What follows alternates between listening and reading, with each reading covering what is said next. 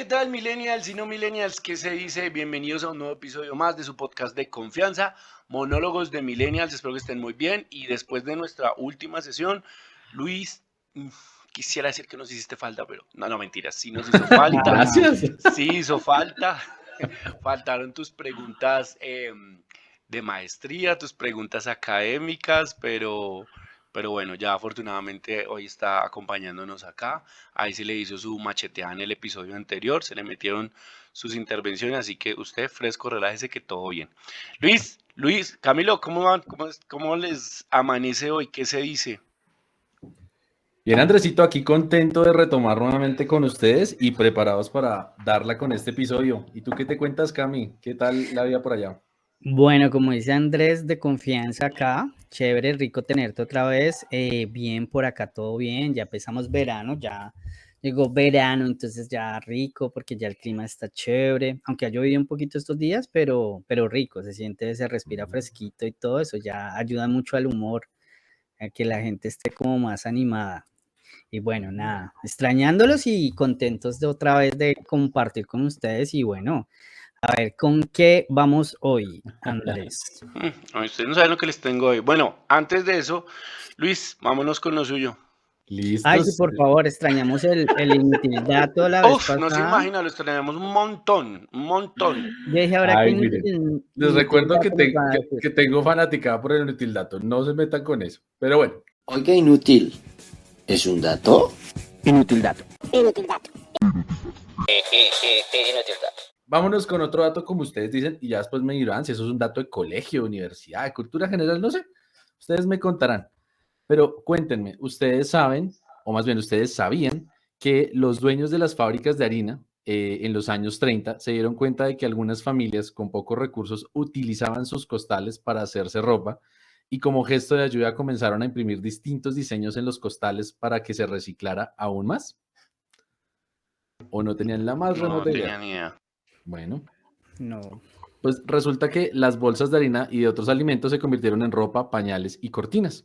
Corrían los años 30 del siglo pasado, es decir, del siglo XIX, y medio mundo sufría las consecuencias de una crisis que fue bautizada como la Gran Depresión. Y en ese entonces, justamente, pues como no había los suficientes recursos para poder pues, comprar ropa, porque pues claramente no existían eso por la Gran Depresión, cada uno de los fabricantes de los países como Reino Unido, Francia y España, pues generaron este gesto de ayuda, empezaron a sacar pues sus, bueno, no sé ese material, ¿cómo se llama? Como lona, pongámoslo de alguna manera, con ciertos estampados para que justamente pues, las mujeres en sus casas pudiesen a través de sus máquinas de costura poder refaccionar este tipo de bolsas y convertirlo, como les dije, en ropa para los niños, para las mujeres o para los hombres y también en cortinas para el baño y la cocina. Así que ahí está, un Yo creo ejemplo que de muchas de las reciclaje. empresas O que sea, hacen ropa, reciclaron. yo creo que Ajá. muchas de las empresas que hacen ropa deberían aprender sobre todo este fenómeno del fast fashion, ¿no? O sea, pues marica, si lo hacían con lona y eso. Camilo, ¿cómo se vería usted con una lona? Usted que presume tanto de su cuerpo y su... Yo presumo a mí, deje de De su inventar cosas. moda, que usted Primero, dice que todo le queda bien y que yo no sé qué más chimbada. no, pues no sé, yo pienso que simplemente se tienen unos materiales y se trabaja con lo que hay. Y la ¿Usted se gente que es pondría una lona? creativa, pues sí lo hacen de una manera creativa, bonita, que se vea bien, donde manipulen buenos colores, pues yo creo que sí me lo pongo. Y además sí es cómodo porque yo creo que, por ejemplo, creo que tengo unos zapatos que tienen como lona así, como costalito y son muy cómodos. Para Bueno, tierra caliente también, para climas calientes. Pues yo le Depende. doy 4 de 5 simplemente porque me parecería una muy buena un ejemplo, parece una buena iniciativa para el impacto ecológico. Entonces, pues Luis, digamos que pasó raspando hoy, porque pues, bueno, bah, ahí va. ay, Pero bueno, Bueno, bueno, vámonos con algo. digamos que porque lo extrañamos y la verdad yo no había tenido otra conversación de esas inútiles, entonces pues ya me hacía falta. Entonces ay, también bueno, pasa. gracias, tan queridos. Vámonos con algo realmente interesante hoy. ¿Listo? Hagámosle. Entonces, oigan, ustedes saben que yo generalmente procuro traer a la mesa conversaciones de valor con gente que a mí me parece muy tesa y gente que realmente desde su experticia profesional, a veces personal, le aporta bastante a la sociedad. Aquí todo el mundo aporta, todo ha sido chévere. A veces usted no sabe, pero bueno, digamos que si está acá es por algo. Pero bueno, Bueno, resulta que Hoy les traigo un crack. Soy un fiel seguidor del hombre. Me gusta mucho todo lo que hace, tanto a nivel personal como a nivel profesional. No les voy a dar mucho preámbulo porque quiero presentárselos de una. Él se llama Germán Antonio López Álvarez. Él es periodista, comunicador social, defensor de derechos humanos y creador de medios de comunicación alternativos y comunitarios. Es ex asesor legislativo en comunicaciones, coordinador de medios alternativos comunitarios digitales para el gobierno nacional. Entonces, pues sin más preámbulo, Germán, buenas tardes. Muchas gracias antes que nada por habernos aceptado esta invitación. Qué honor tenerte acá. Yo me declaro un fiel seguidor tuyo. Bueno, ya hemos conversado anteriormente. Bueno, nos seguimos en redes sociales y antes que nada sí quiero decirte que soy muy fiel seguidor tuyo y de tu medio. Me gusta muchísimo cómo lo manejas, pero ya más adelante vamos a hablar de esto. Germán, buenas tardes, ¿cómo estás?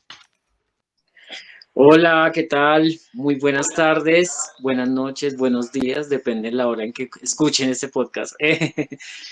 Muchísimas gracias por la invitación y de verdad, no, es un gusto estar acá. Desde que me dijiste, pues como me invitaste al encuentro, me pareció muy interesante y muy chévere. Y bueno, muchísimas gracias, aquí estoy a su disposición para lo que podamos ayudar, colaborar.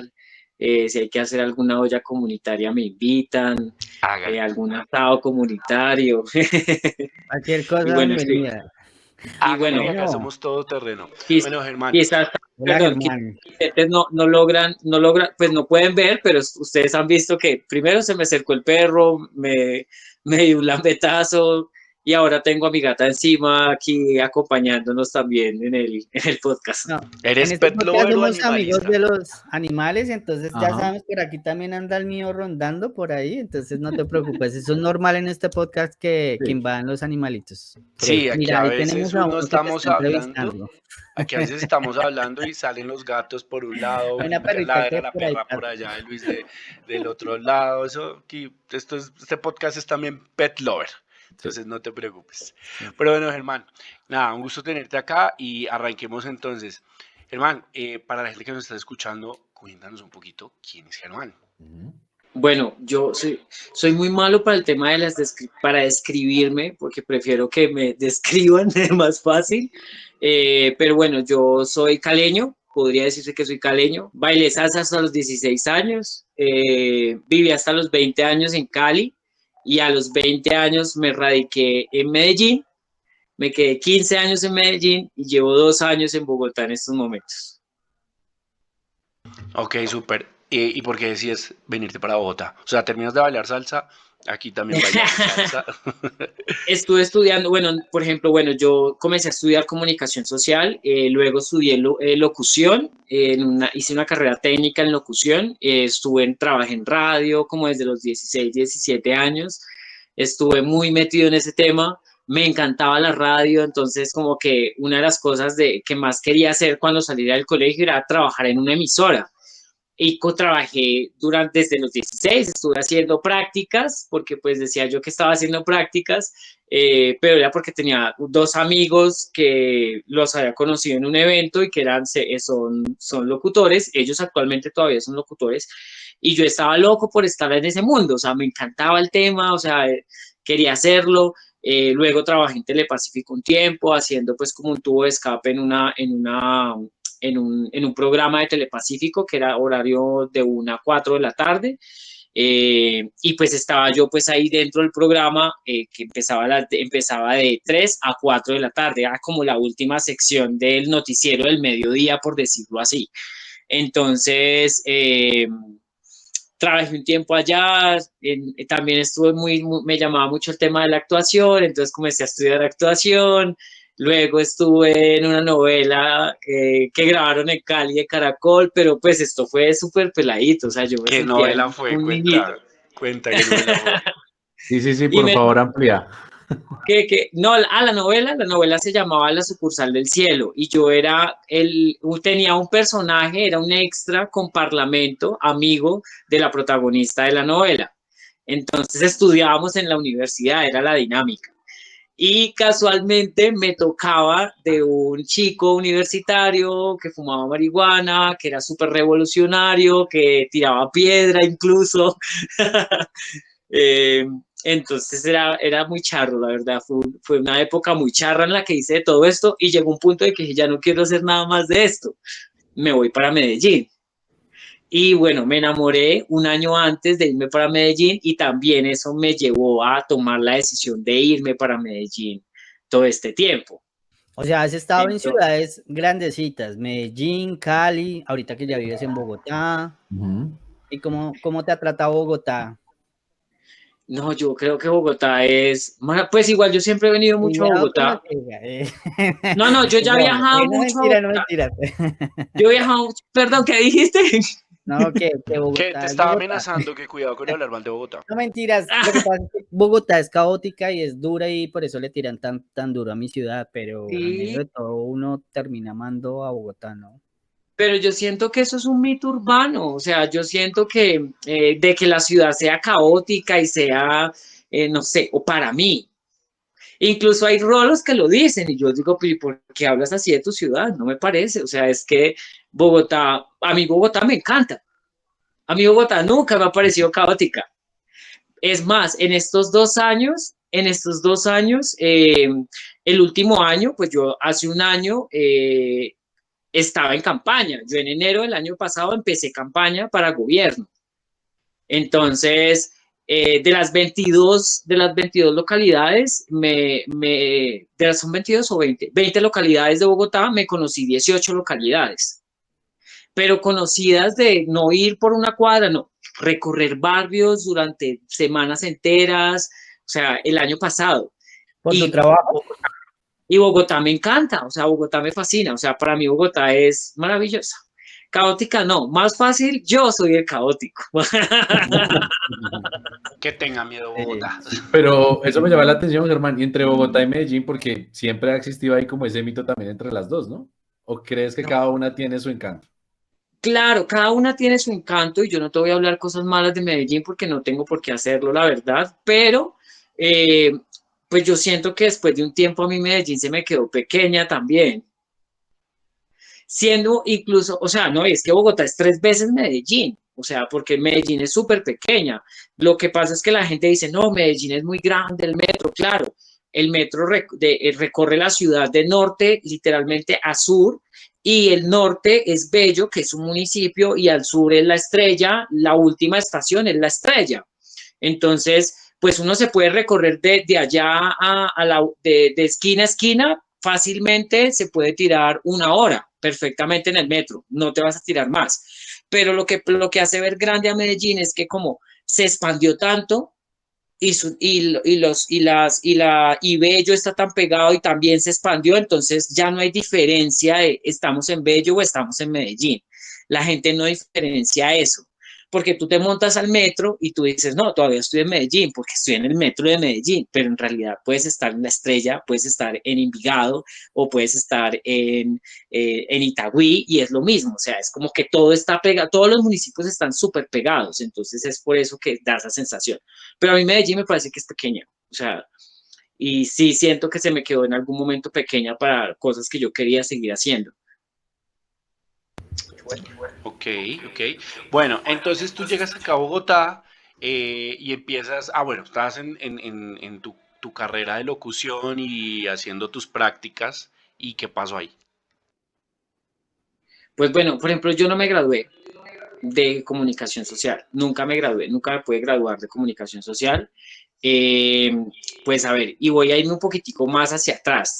A ver, es que yo llegué a Cali y estuve en Cali porque resulta que nosotros somos desplazados por la violencia, nosotros vivíamos en Juanchito y resulta que después de vivir en Juanchito, pues literalmente comenzaron a llegar, pues en ese momento creo que eran los paras, los que estaban en ese momento ahí, eh, y pues básicamente nosotros vivíamos alrededor del Cauca, del río Cauca. Entonces mi papá tenía sembrados de soya y en ese tiempo, pues básicamente mi familia es una familia pobre, como muchas de las de nuestro país como tal, y pues yo estaba viviendo en ese momento con mi familia, yo tenía 8 añitos, nos desplazan porque mi papá le empezaron a pedir pues como unas cuotas más altas y él no podía ya pagarlas. Y adicional a eso, le dijeron, pues mi hermanito en ese momento tenía 12 años y le dicen que pues mi hermano ya está como, bueno, ese niño ya tiene fuerza como para levantar un arma. Entonces ya empezaron a intimidar a mi papá que se iban a llevar a mi hermanito y pues si se llevaban a mi hermanito con el tiempo me iban a llevar a mí, lo más seguro. Entonces mi papá tomó la decisión y mi mamá tomó la decisión de irnos de Cali, de irnos de Juanchito. Como les digo, vivíamos al borde del río Cauca, al borde.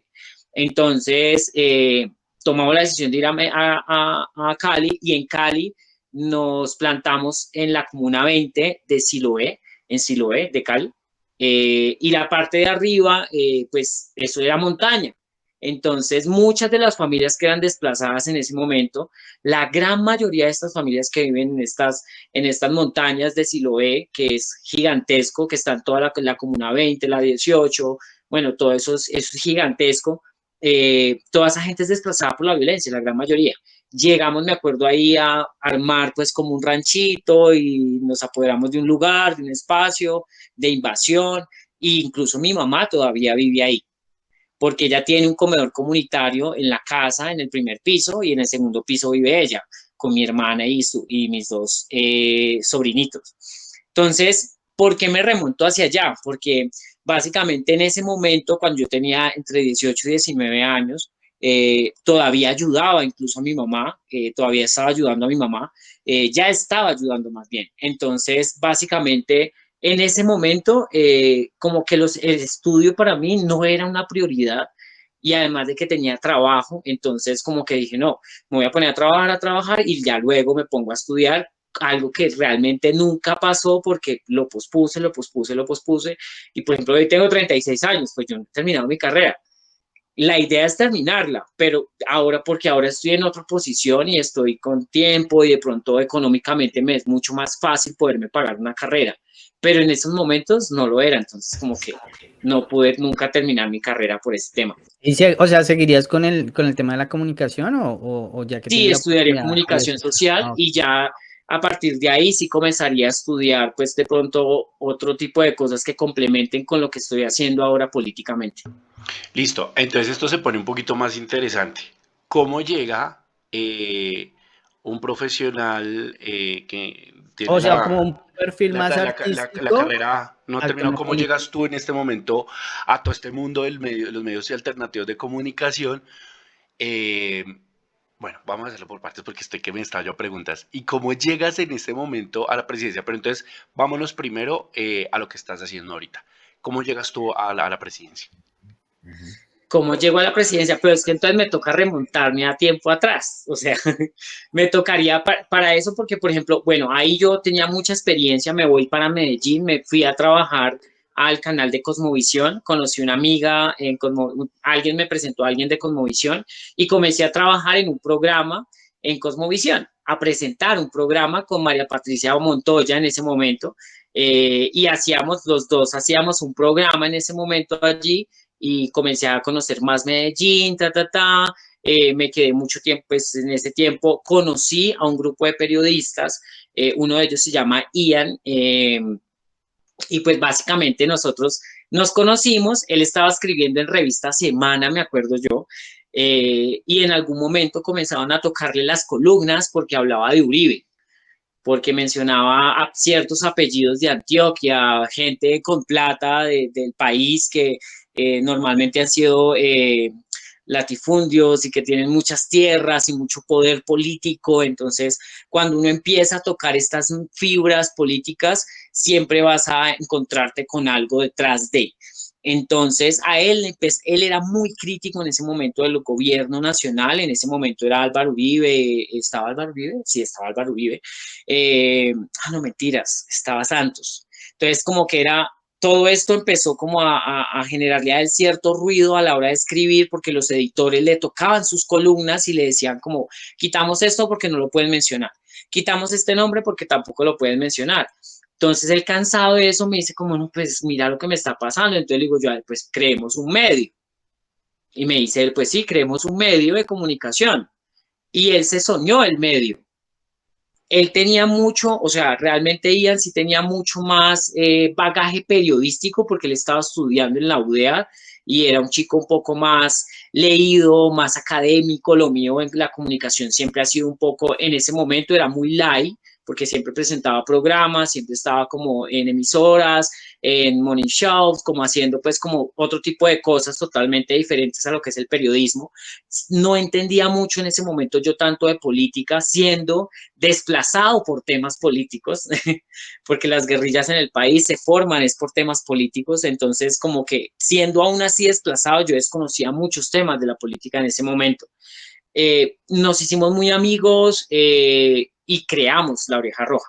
Entonces creamos La Oreja Roja y a partir de ahí comenzamos a construirla con dos compañeras más de la Universidad de Antioquia, dos periodistas también egresadas de la Universidad de Antioquia, todos muy jóvenes, la verdad, todos muy peladitos, estábamos muy peques todos. Y pues básicamente ahí nace La Oreja Roja con el sentido de decir, vamos a ponerle la oreja roja al que hay que ponerle la oreja roja. Entonces, En qué año nace La Oreja Roja? 2014, entonces cuando eso pasa, incluso estaba como también el tema de la firma de paz, estaba el tema del proceso de paz, comencé yo a estudiar, a investigar, a leer, a informarme, cómo hacer todo este trabajo para aprender cómo es hacer periodismo político en este país sin ir a la universidad, porque no podía hacerlo en ese momento. Entonces, me rodeé muy bien. Conocimos al maestro Javier Darío Restrepo, que es mejor dicho, el maestro de la ética periodística del país, uno de los más grandes que ha existido en este país, que comenzó a decirnos como, bueno, está muy bien el ejercicio que van a hacer y nos ayudó en la construcción de los pilares del medio de La Oreja Roja, de lo que queríamos que fuera el medio y como tal. Entonces, nace esa idea, nació un 1 de noviembre de 2014, comenzamos a, mejor dicho, a trabajar, a hacer foros, a hacer conversatorios, a invitar, a hacer likes y a hacer un periodismo de opinión, de sátira, desde el argumento y obviamente desde el respeto.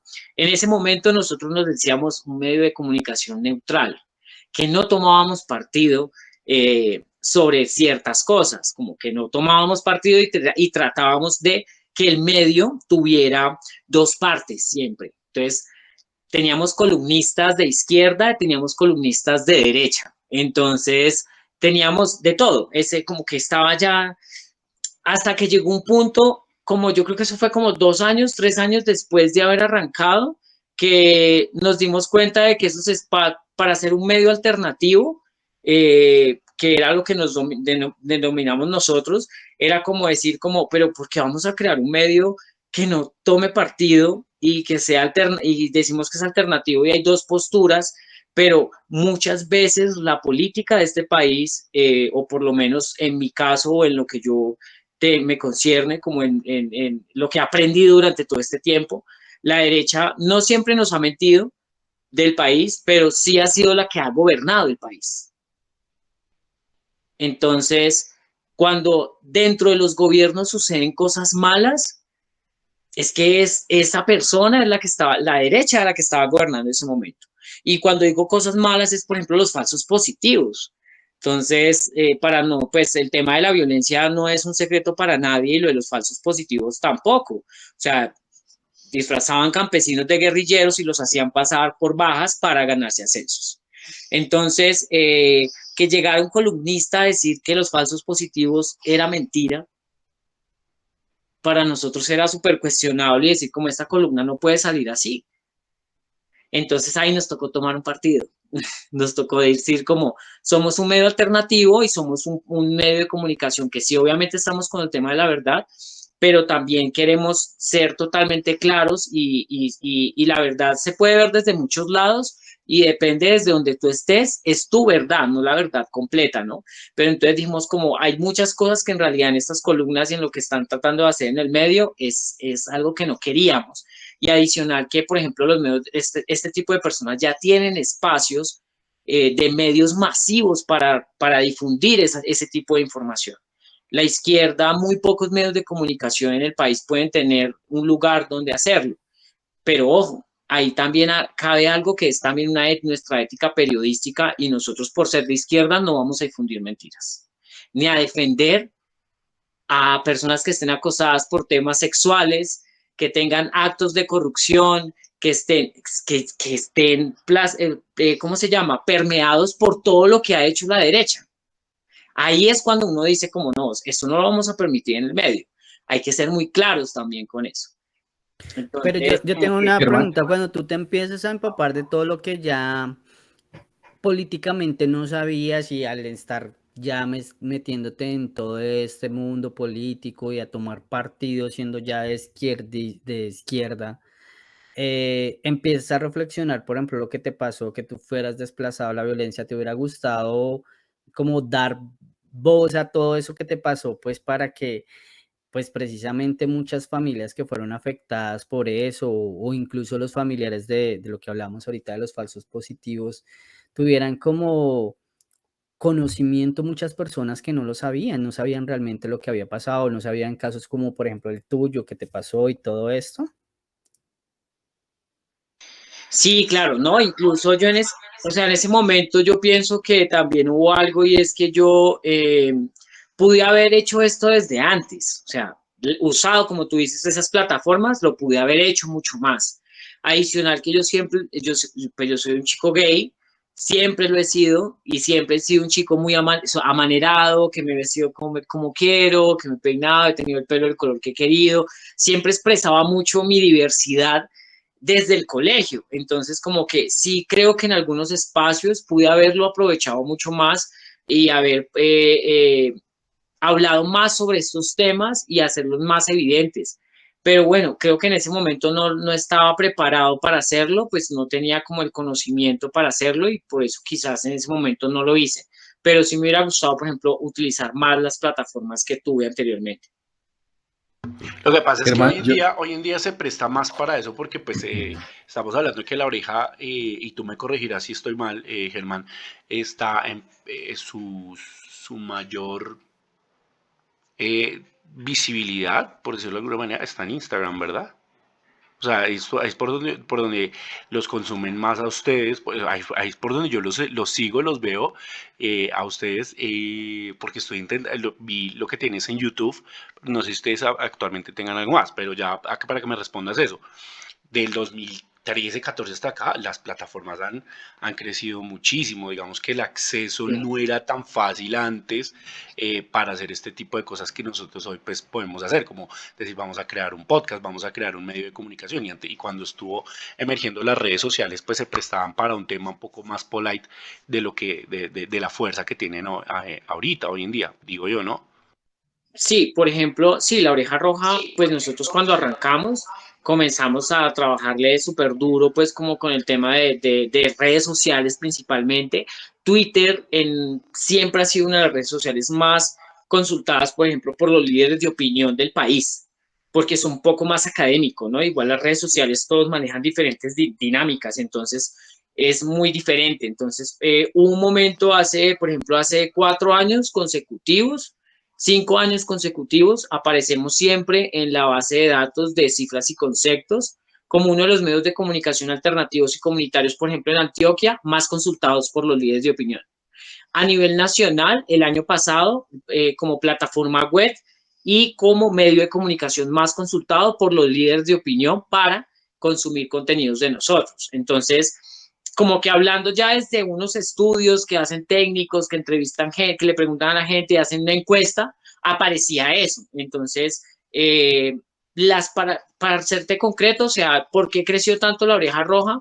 Yo siento que, por ejemplo, comenzamos a aparecer en estas plataformas y en estos medidores, comenzaron a nominar columnas de nosotros a los premios Simón Bolívar, columnistas de nosotros han estado nominados, no hemos ganado, pero sí hemos estado nominados en varias categorías, con caricaturistas, con fotógrafos, con columnas de opinión o de sátira, y pues básicamente ha sido como de verdad siempre como un gusto estar ahí. Hemos estado también nominados a los premios Gabo, como medio de comunicación alternativo más visto, o sea, cosas así, pero nosotros en el 2021, que fue el paro nacional, si fue el 2021, fue el paro nacional, eh, En- pues la en el- gente la pandemia, cansada, encerrada, mucha gente sin trabajo, sin comida, sin nada, y pues obviamente todo lo que estaba pasando en el país con el tema de la desigualdad, hubo una explosión o hubo un estallido social muy grande en el país por el tema de la desigualdad tan tremenda en la que ha estado siempre sumergida el país,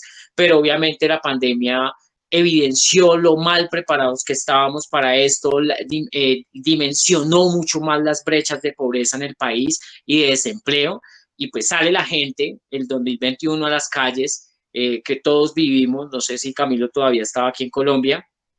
Sí, yo alcancé a vivir esas marchas. Desde el 2019 arrancamos con marchas y recuerdo que Ok, para el sí, 2020 finalizando 2019. y 2020, después post pandemia seguimos con marchas, pero no tan Ajá, masivas, tan fuertes como las que exacto, hubo antes. Sí, en yo el que las vivimos 2021. muy bien, yo era el sector público. Estabas en Bogotá tú. Sí, señor. ¿Y tú, Luis? En Él Germán. iba a las marchas. De hecho, no iba. No iba, pero Ah, ven, entró bien, ya, claro. Es que, sí. Pues de hecho, justamente lo que iba a decir es que el movimiento comenzó desde el 2018 por una serie de inconformidades, ¿no? Que siempre ha existido con la universidad pública. Solamente que, pues, en efecto, pues por los mecanismos de presión que utilizan hacia estas instituciones, pues tenían que retomar los semestres. Pero la pandemia llega en un momento en donde justamente en todas las universidades ya estaban retrasadas de entrada, nos encierran, no hay garantías para los estudiantes, no hay garantías, de hecho, para justamente las familias más vulnerables, y pues era algo que se veía venir, ¿no? En el 2021, en efecto, claro, ese estallido social simplemente ya fue algo que se desbordó y que no se podía controlar, y a eso sumarle justamente, pues que se estaba en un gobierno que no le brindaba, pues, mayores garantías a estos sectores sociales, y pues, en efecto, ya fue algo que... entonces, claro, por ejemplo, en ese año, que ya hubo el estallido, que fue el Ujú. 2021, empieza el paro nacional con toda, y nosotros teníamos con nuestros celulares, comenzamos a cubrir el paro nacional. Salimos a preguntarle a la gente qué estaba pasando en sus casas, por qué estaba marchando, por qué esto, por qué lo otro. Comenzamos a hacer una investigación periodística acerca de por qué en serio la gente estaba saliendo. Y bueno, nos encontramos con esta represión tan tremenda que tuvo el gobierno nacional con el SMAT, con la policía. Yo recorrí, por ejemplo, el Valle del Cauca me recorrí Antioquia, me vine para Bogotá un par de días, pero los días más difíciles los viví en Cali. En Cali me tocó en varias oportunidades, bueno, casi todo el tiempo, ponerme la FLIT, me prestó un chaleco antibalas, porque en 2 oportunidades me persiguieron hasta dispararme, pero por fortuna nunca pasó nada, nunca pues como que me impactaron directamente o me pasó, no sé, por fortuna. En una de esas corridas, básicamente, por ejemplo, me caí a una alcantarilla, entonces me fui a un hueco transmitiendo en vivo. Yo estuve, por ejemplo, 3 días en Puerto Resistencia, durmiendo, viviendo con ellos, compartiendo las experiencias desde allá. En ese momento no podía haber ni amigos ni familia en Cali, porque como me seguían todo el tiempo hasta donde me quedaba, entonces prefería como que no relacionaran a nadie conmigo para evitar tipos de pues, problema como tal. Pero sí llega a estar en lugares muy pesados en los cuales, por ejemplo, habían 5, 6, 8 muertos en un solo día, en un solo espacio, pelados que te los acabas de cruzar, que los habías entrevistado, que luego tenías que hablar con su familia, o sea, cosas súper pesadas. Y yo llegué a tener transmisiones en vivo de 43.000 personas en tiempo real viéndonos por Instagram, por Facebook, por Twitter, transmitía momentánea y instantáneamente por todo lado, cubrí durante el paro nacional en Medellín, también me pasaron muchas cosas feas. También se vive un acoso, también pues por ser, incluso a mí no se me veía nada, o sea, pues yo andaba con casco, andaba con la carilla, andaba con rodilleras y tenía algo también protegiéndome los muslos, tenía el chaleco y andaba con mi bolso adicional y con un chaleco de prensa encima. O sea, yo no sé cómo corría en ese momento, la verdad, o sea, no tengo ni idea cómo podía esconderme porque era súper complejo, y adicional de que mis chalecos todos tenían reflectivos que decía prensa, prensa, prensa, y yo siempre andaba pues como trataba de siempre andar con una persona de derechos humanos acompañándome. Entonces, en ese momento fue el boom más grande para el medio de comunicación, sobre todo en Instagram, que es una plataforma joven, que es una plataforma visual, que es una plataforma totalmente diferente a las otras redes sociales. Y básicamente entonces como que en ese momento los seguidores se dispararon, una cosa impresionante. Incluso por eso el año pasado quedamos, siento yo, en cifras y conceptos en dos categorías como uno de los medios de comunicación más compartidos y leídos del país, entre los 21 medios de comunicación más leídos del país por los líderes de opinión. Entonces, para nosotros es un logro estar en estas categorías porque pues estaba RCN, estaba Caracol, que son medios masivos y que llevan años haciendo esto. Y pues obviamente ustedes saben que los medios de comunicación tradicionales no cubrieron el paro. Entonces, como no cubrían el paro y aparte de eso decían cosas que no eran, y uno en la calle viendo lo que estaba pasando y que era culpa en muchas oportunidades de la policía y de la forma en la que hacían. Yo entrevisté, por ejemplo, el día que estaba yo, mi hermana estaba en la primera línea, por ejemplo, del Siloé en Cali. Ella hacía parte de la primera línea médica en Siloé. Y mi mamá bajaba a armar las ollas comunitarias con las demás señoras. Entonces era como, yo estaba allá y yo trataba, yo así de lejos, y pues como yo hace muchos años no iba a este sector, muchos no me relacionan con ella.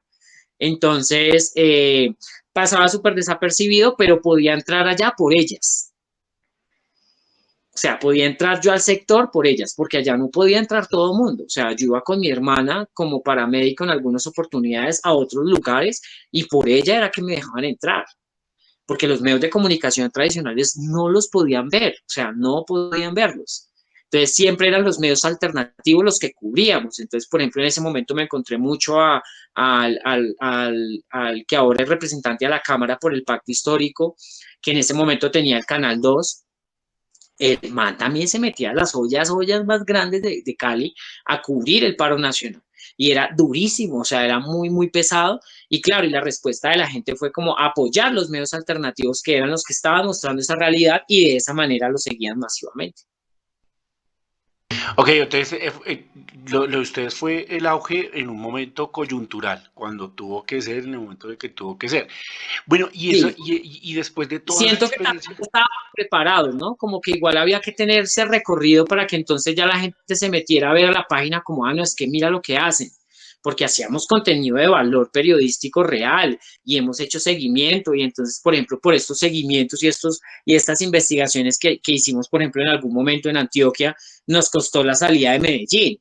Nos llegó a la puerta de la casa a decirnos otro grupo paramilitar en el barrio Manrique, a decirnos como, mira, es que ustedes tienen, ya sabemos qué hacen aquí en esta casa, tienen 3 días para irse de aquí y no los queremos ver, porque estábamos investigando en ese momento cosas que hacía Luis Pérez. Yo tengo una pregunta, o sea, esa transición que tú das en tu carrera profesional de hacer cosas como tú decías muy light y cuando ya te enfrentas a cosas políticamente más impactantes, porque yo creo que cualquier tema es de importancia y ya genera por ese tipo de amenazas, no influyó como en tu vida, como en, wow, o sea, ¿qué es esto? O todo lo contrario, te pareció más chévere y como que te empapaste más para como, te dieron más ganas de seguir como con eso o no te dio miedo o no sé.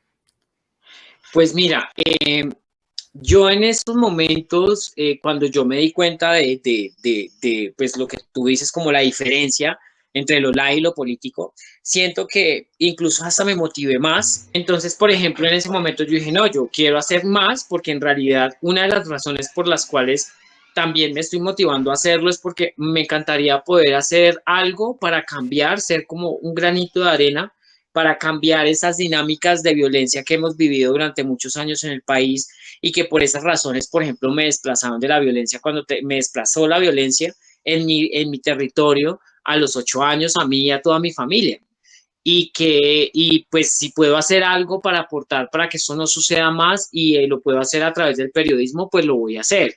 Entonces comencé a empaparme más, me motivé un poco más a en realidad seguir haciéndolo porque pues básicamente yo no entendía nada de esto, pero ahora que lo entiendo, pues como que hacerme el de los ojos ciegos y oídos sordos no es una de las maneras como de yo decir como, ay, no, con esto aporto. No, en realidad, cierto que mucho mejor, hacía más, metiéndome más en el tema y tratando de hacerlo con una rigurosidad, de estudiar pues un poco más sobre esos temas, pues aparte de eso, de acompañarnos muy bien. Entonces ya estábamos muy bien acompañados con profesores de la Universidad de la UDA, comenzamos a hacer pues como algunos cursos de periodismo, comenzamos a prepararnos de esa manera y como te decía, como a rodearnos y a, por ejemplo, a conocer los territorios. Yo con la Oreja Roja pude estar en el Chocó, estar en Buenaventura, conocer toda Antioquia, el Bajo Cauca, conocer historias duras de vida, no solamente en un sector del país, sino que en muchas partes del país las historias se repiten y se repiten y es por los mismos patrones de nuestra sociedad, de las formas también de hacer política en este país, porque yo, sí te soy sincero, para mí la política es el eje transversal que atraviesa toda nuestra sociedad y que el tema político es algo supremamente importante. O sea, todos y todas somos seres políticos, sino que como no tenemos esa educación política desde el colegio, o sea, en el colegio yo no recuerdo ninguna clase que diga ciencias políticas o política o historia del país, no hay, esta clase no la hay en el colegio. Entonces, el acercamiento más grande que tú tienes a la política en el colegio es cuando tú votas por el personero del colegio, cuando tú votas por el representante del salón, no más. Y sin De saber, porque resto, siempre prometían piscina. claro, y la educación, exacto, y nunca la Bajarle los tenían, pero precios a la cooperativa. Entonces, básicamente es eso, o sea, lo más cercano que hemos estado en el colegio ha sido en nuestra educación de primaria, la política ha sido eso. Entonces, ahora hay que entender, pues yo digo, yo en la política, no, me guste o no me guste, entonces una amiga me decía la vez pasada, como una amiga que es gay, y me decía, no, es que a mí la política no me gusta, y yo, baby, tú eres un ser político, eres mujer. Ser mujer en este país o en Latinoamérica y en el mundo es ser político. Ser gay en este mundo es ser un ser político. Porque o sea, tú eres un ser totalmente diferente y tienes mil cosas que puedes enseñarle a las personas sin necesidad de lo que yo le decía la vez pasada a alguien, como no, es que igual yo soy gay y yo tengo mucha diferencia a tu ser heterosexual, hombre, blanco, rubio, que bueno, yo no soy el más indígena o negro, pero porque alguna vez me lo dijeron, ¿no? Como que tú dices esto, pero tú eres un hombre blanco y privilegiado. Y yo, bueno, blanco, ni blanco, porque todos somos mestizos, o sea, todos somos amarillos. Entonces, como todos, eso es un ser político, nosotros somos un ser político de por sí, entonces es como, no puedes decir que no te gusta la política porque cuando lo eres, no tienes por qué decir lo que no, o sea, aquí el ser... Es que contrasta un poco con lo que uno creería o llegaría a juzgar al ver tus redes personal, ¿no? Yo pienso que independientemente a veces uno en qué trabaje o en qué hace, uno toma partido desde su persona y lo refleja también en su imagen. Entonces, sí era muy chistoso que ahorita me hables un poco más de lo que haces y todo esto, porque pues uno ve tu perfil y ve el hombre, no sé, como estilo queer fashion, así, con tus botas ahí, esto, y de repente me estás hablando de todo lo que tú puedes hacer en estas marchas, entonces es bien, bien interesante. Sí, es muy particular porque hay gente que me dice como no, lo que acabas de decir es muy cierto, pues por ejemplo en mis redes sociales, si sale el 10% de mi vida, es muchísimo, es mucho porcentaje de un 100.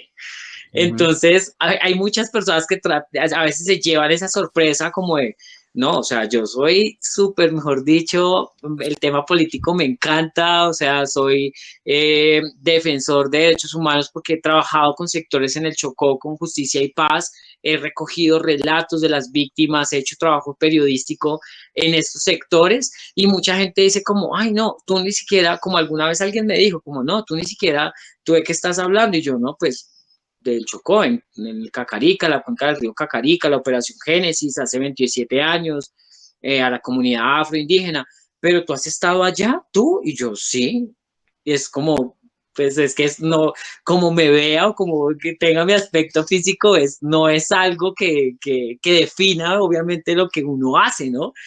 Pero en mis redes sociales, como te digo, es como tú ahí vas a encontrar el 10% de mi vida y no vas a encontrar absolutamente nada más. Entonces, por ejemplo, y tú me decías como, bueno, ¿y cómo Germán llega entonces a la casa de Nariño a trabajar en el equipo de comunicaciones?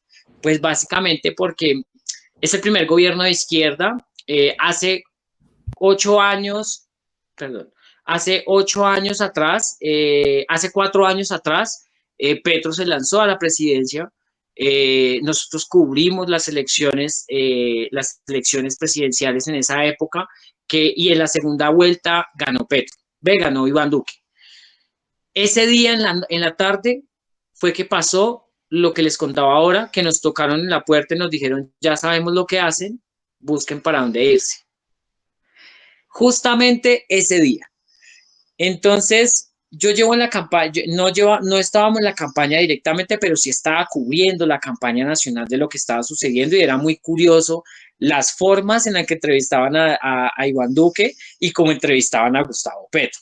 Las diferencias eran abismales, eran una cosa impresionante. Y hace 1 año y medio, una amiga me dijo, Germán, me voy a lanzar a la cámara. Ayúdame, yo sé que tú eres muy bueno en estrategia digital, ayúdame con el tema político, asesórame en Bogotá. Y yo le dije a él, yo en ese momento estaba haciendo unos cambios en mi vida, porque me separé y estaba haciendo cambios como tal, y dije, bueno, irme para Bogotá es una buena oportunidad. Le comencé a montar la campaña política, le coordiné su campaña aquí en Bogotá, recorrí Bogotá con ella y con todo el grupo de la campaña de Gustavo Petro desde hace 1 año y medio, un año.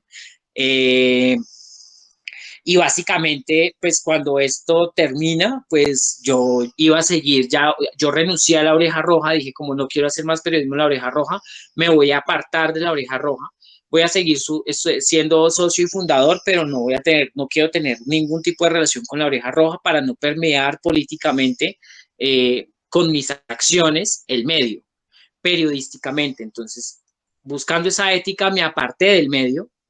En estos momentos yo estoy aparte del medio porque yo soy funcionario público en estos momentos, entonces no puedo hacer parte del medio como tal. Eh, ¿Qué hice yo en ese momento? Entonces, por ejemplo, llegué a la campaña, trabajé en la campaña, me iba a ir otra vez y pues me dijeron como no, necesitamos tu perfil para que coordine los medios de comunicación alternativos y comunitarios a nivel nacional para el gobierno nacional. Eh, entonces, eso hice, ¿no? Me quedé en el gobierno y en estos momentos estoy coordinando todos los medios de comunicación a nivel nacional, alternativos, comunitarios y digitales, que los categoricé con sonoros, escritos o prensa escrita como tal, la prensa, eh, audiovisuales, sonoros y digitales. Entonces, esto es un trabajo que nunca se había hecho en el país. Nunca, nunca, nunca, nunca una presidencia de la República había tenido los medios de comunicación dentro de un plan de trabajo, de hacer pues como este trabajo de fortalecimiento de los medios de comunicación que nunca han sido reconocidos en el país por la forma alternativa de comunicar, ya sea audiovisual, ya sea sonoro, ya sea como prensa escrita o digitalmente.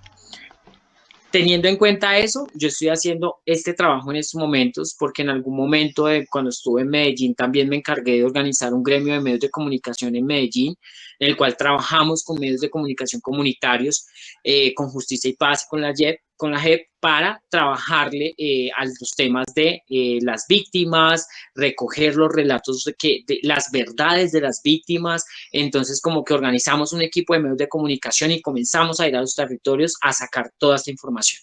Entonces, por eso y por esa experiencia y por la experiencia en la creación del medio de comunicación La Oreja Roja como medio alternativo y uno de los más importantes del país, pues llegué a este puesto como coordinador de medios de comunicación alternativos.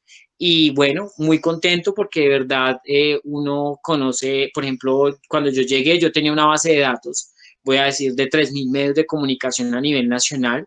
de medios de comunicación alternativos y comunitarios. Y cuando yo llego a preguntar, bueno, quiero saber las TIC, que es la encargada del Ministerio de las TIC, de las telecomunicaciones, que es la encargada de hacer este registro a nivel nacional, su base de datos era de 1.000 personas, de 1.000 medios de comunicación. O sea, el gobierno le valía, los anteriores gobiernos no tenía mi base de datos más grande que la de un gobierno, imagínate. Entonces, por ejemplo, comenzamos a recorrer un poco más el país y en estos momentos he llegado ya en estos momentos tengo más de 5.000 medios de comunicación en la gran base de datos, un gran directorio de medios de comunicación a nivel nacional, entre comunitarios, entre categorizados como lo que les decía, en canales comunitarios, hasta el señor que, por ejemplo, tenía su emisora, pero por no cumplir con los requisitos y los permisos, le quitaron su emisora en un guía.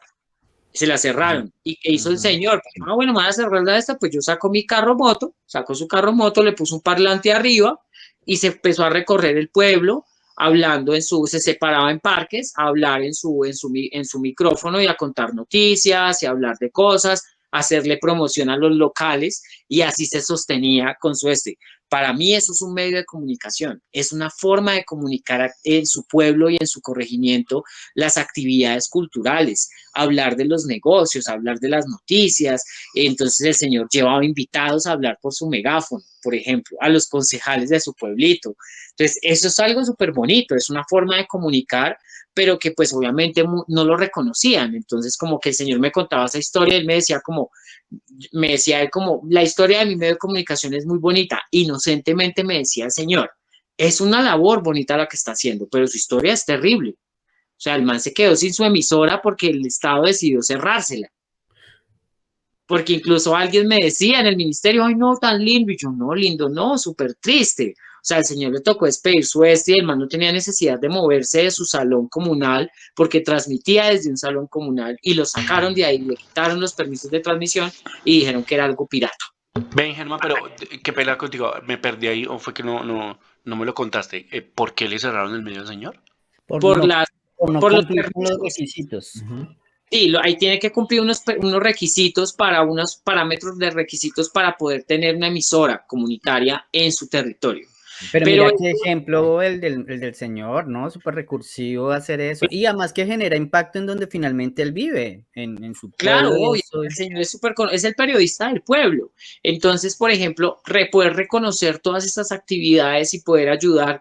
No necesariamente los medios de comunicación tienen que hablar del gobierno por ser alternativos, bien o mal. No vamos a incurrir en decirles como a tocar su criterio, sino a fortalecer, porque son personas. Información, es mantenerse informados. Sí. No, Germán, y ahí me surge una pregunta. Con todo este tema de la oreja y lo que tú estás haciendo actualmente, ¿no te genera a ti bueno, claro que tú nos aclaraste, ¿no? Que tú ya te fuiste, o sea, en este momento no estás en la oreja, no estás solamente como fundador y socio, pero igual, ¿no te representa un conflicto de interés por lo que tú estás trabajando con el gobierno? No, porque yo en este momento no tengo ningún tipo hace más de un año no tengo vinculación de ningún tipo con el medio. Entonces no hay ningún conflicto de intereses. Incluso, por ejemplo, el tema de pauta y todo lo que se va a conseguir para los medios de comunicación, todos van a tener la misma oportunidad. Todos van a tener la misma oportunidad. Todos están en igualdad de condiciones. Y esta pregunta me la han hecho, ya es la segunda vez que me la hacen, y yo le decía a la persona que me la y te lo digo a ti también, a ustedes tres se los digo como no, o sea, no, todos son medios comunitarios y alternativos y digitales. Todos tenemos las mismas posibilidades. Y en este gobierno se ha sido muy, muy, muy claro. Y es que, por ejemplo, nosotros, cuando yo llegué a Casa de Nariño, por ejemplo, hay muchos que me dicen como, pero es que él tiene un medio de comunicación, RCN, La Silla Vacía, la W Radio. Y entonces, pues que él tiene un medio de comunicación y así, pero él coordina los medios de comunicación alternativos y comunitarios. Por ejemplo, cuando hay eventos normalmente en Casa de Nariño, yo normalmente siempre estoy en la puerta ayudando con el tema del ingreso de la prensa nacional, internacional y cuando son de gobiernos internacionales. Por ejemplo, el 7 de agosto del año pasado, no había medios de comunicación alternativos invitados a la posesión del presidente. Y yo les dije como... Pero una pregunta qué pena ahí interrumpirte. Sí. Obviamente todo esto se ha dado es porque este gobierno es izquierdista y ha permitido que Ujú. participe en todo, ¿cierto? Porque esto no se Claro. había visto antes. No, nunca se había visto en ningún gobierno y exactamente, entonces, por ejemplo, cuando estábamos en la logística del evento del presidente Petro, que ya había sido elegido, había todavía personal de Casa de Nariño del presidente Iván Duque. Entonces, los comunicadores solo invitaban a los medios tradicionales. Entonces yo llegué, no, es que mira, yo tengo una base de datos de medios alternativos que les encantaría estar en este evento. Entonces llego con mis medios y llego y les digo como, hey, aquí hay una entrada, todos tienen que entrar por igual, todos vamos a tener igual de condiciones a la hora de transmitir este evento. Y me he encontrado que, pues, por ejemplo, hay viajes presidenciales y no montan a los medios alternativos. Entonces comencé yo como, no, es que los medios alternativos también deben de tener la oportunidad de informar a sus comunidades sobre el gobierno nacional y deben de subirse al avión presidencial. Y no es bajar a los medios tradicionales, sino equilibrar la balanza en cuanto a temas de pauta, diversificar la pauta, diversificar la formación y el reconocimiento de estos medios, de estas formas de comunicar. Esta es una forma de comunicar digital. Esto es una plataforma digital. Entonces, tú no necesitas permisos para poder subir, obviamente, este podcast, a menos de que pongas música de fondo que no tenga los permisos de transmisión. Eso te los bajan, obviamente. Pero si tú estás pagando, si tú estás haciendo digitalmente todo lo que tienes que hacer, es una plataforma y es un medio una forma de comunicar. Los podcasts son esto. Entonces, también es como poder hacerlos, hacer caer en cuenta de que las formas de comunicar no solamente son los de los medios masivos. Eso ya está en el pasado. Los medios masivos son medios masivos, la palabra lo dice. Los medios comunitarios alternativos y digitales no tienen una categoría como tal porque cada medio de comunicación tiene una identidad. Hay feministas, hay afros, hay podcast dirigido para el que quiera, en cualquier, o sea, todos tienen su público y eso es un medio de comunicación con identidad que transmite y trasciende en la forma de comunicar alternativa a un público específico. Los medios masivos no hacen eso. Los medios masivos son exactamente eso, un comercial. Ellos ya se convierten en un comercial porque no hay una comunicación directa con tu oyente, sino que es algo general. Por ejemplo, a mí me cuesta mucho ver televisión por eso, porque es que a ti te venden muchas cosas por Yo creo televisión. que ya mucho nos cuesta ya pegarnos a... Yo lo Exacto. último que alcancé a mantenerme fue en la mañana con Canal Caracol, pero como por costumbre para no que no se me hiciera tarde mientras me alisto, como alcanzar a escuchar algo ahí en Caracol. Pero creo que fue lo último y radio muy poco. Entonces ya uno ya se acostumbra, es que si yo quiero informarme, yo busco los medios y creo que ya generan más impacto que los No, masivos. y lo que tú dices es totalmente, totalmente cierto. Es decir, digamos, yo soy consumidor de mucho podcast, yo para estar como enterado de la actualidad, sobre todo la política, yo escucho mucho la silla vacía, TikTok. que, que me parece, que me parece que es un medio que es como, que siempre ha mantenido como su objetividad y su neutralidad.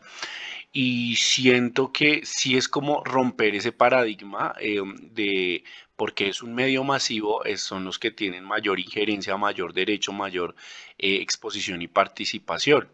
Claro, los medios alternativos, yo siento que tienen muchísimo más poder y muchísimo más valor porque al final del día son un medio de nicho y le llegan le llegan puntualmente al público al que tienen que llegar y al que se han dedicado a llegarle. Ya, los medios masivos, pues lo que tú dices, siempre es como, es el comercial andante, siempre a la vista del mejor postor. Entonces, pues sí me parece que es como que esa construcción que acabas de hacer es bastante valiosa y bastante cierta.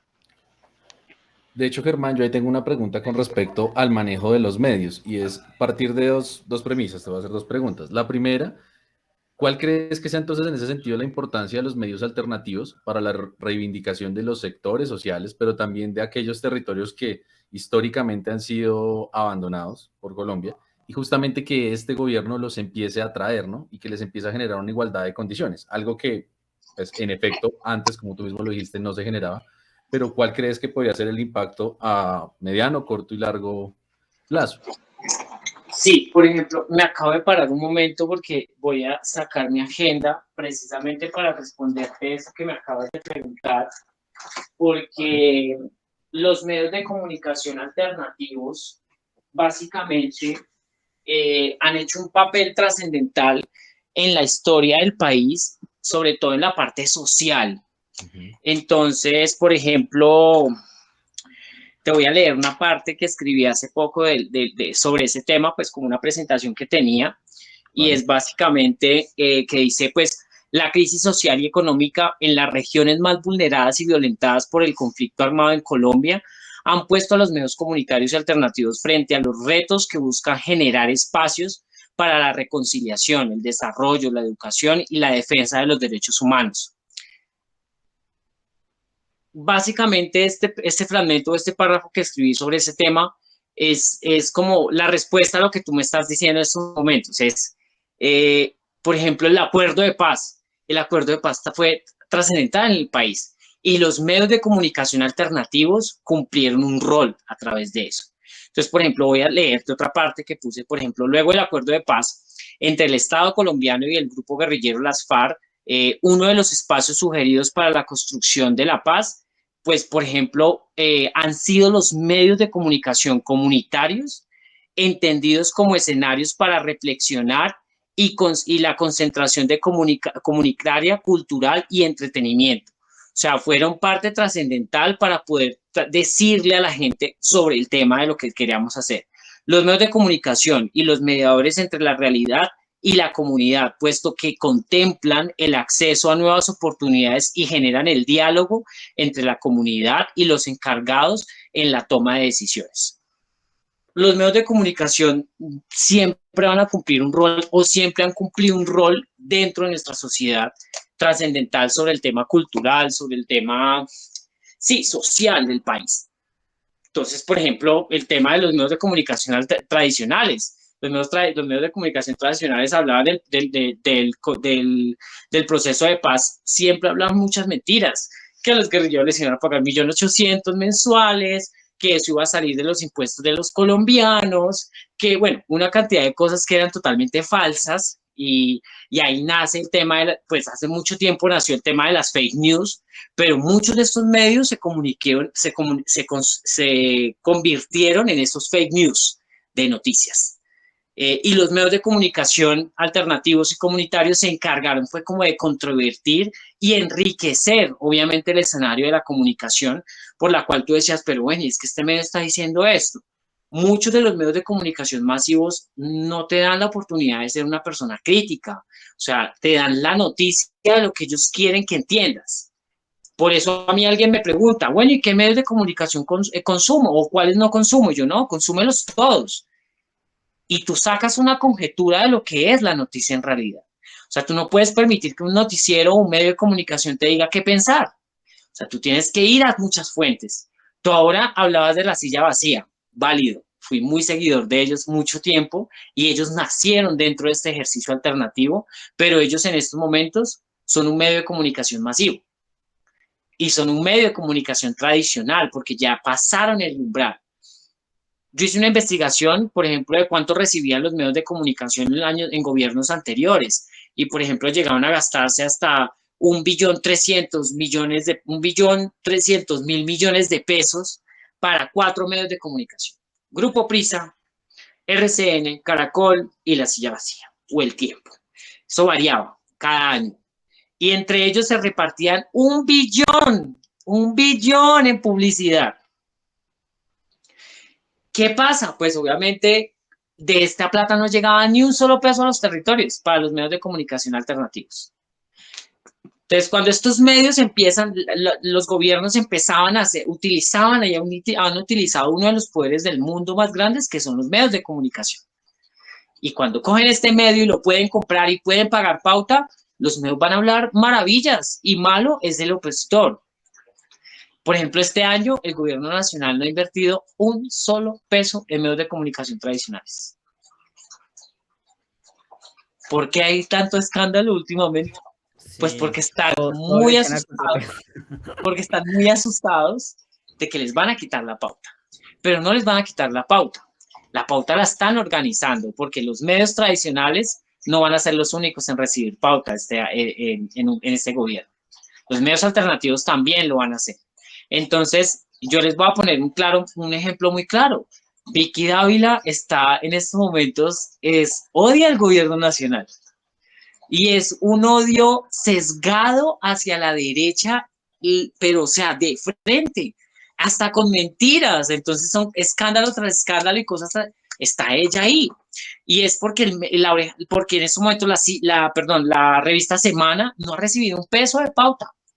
Nosotros tuvimos un primer encuentro nacional de medios de comunicación alternativos, que era el primer encuentro nacional que se hace a nivel nacional por un gobierno, y lo hicimos en el Teatro Colón el 18 de abril.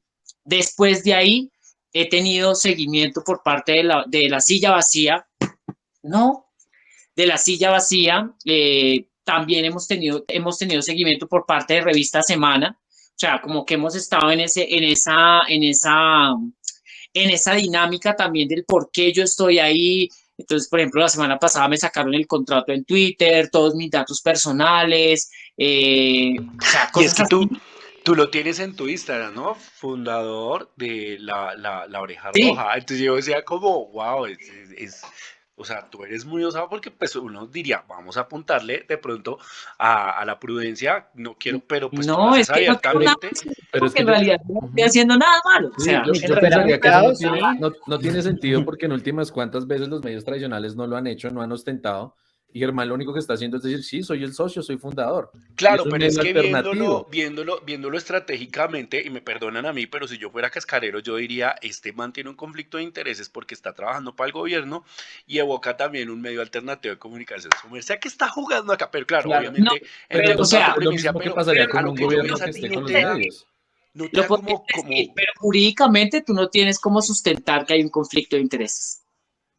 Mm. Porque la Oreja Roja no está recibiendo contratos multimillonarios de parte del gobierno nacional, para empezar. y si en algún momento, me sale la pregunta acá, ¿no? Si en algún Claro, momento llega a pasar y llega a pasar que tú va a llegas. tener contratos, obviamente, lo va a tener porque es un medio alternativo y hace parte del gran directorio de medios de comunicación. Ujú. Y vamos a tener los mismos contratos que van a tener los otros medios de comunicación.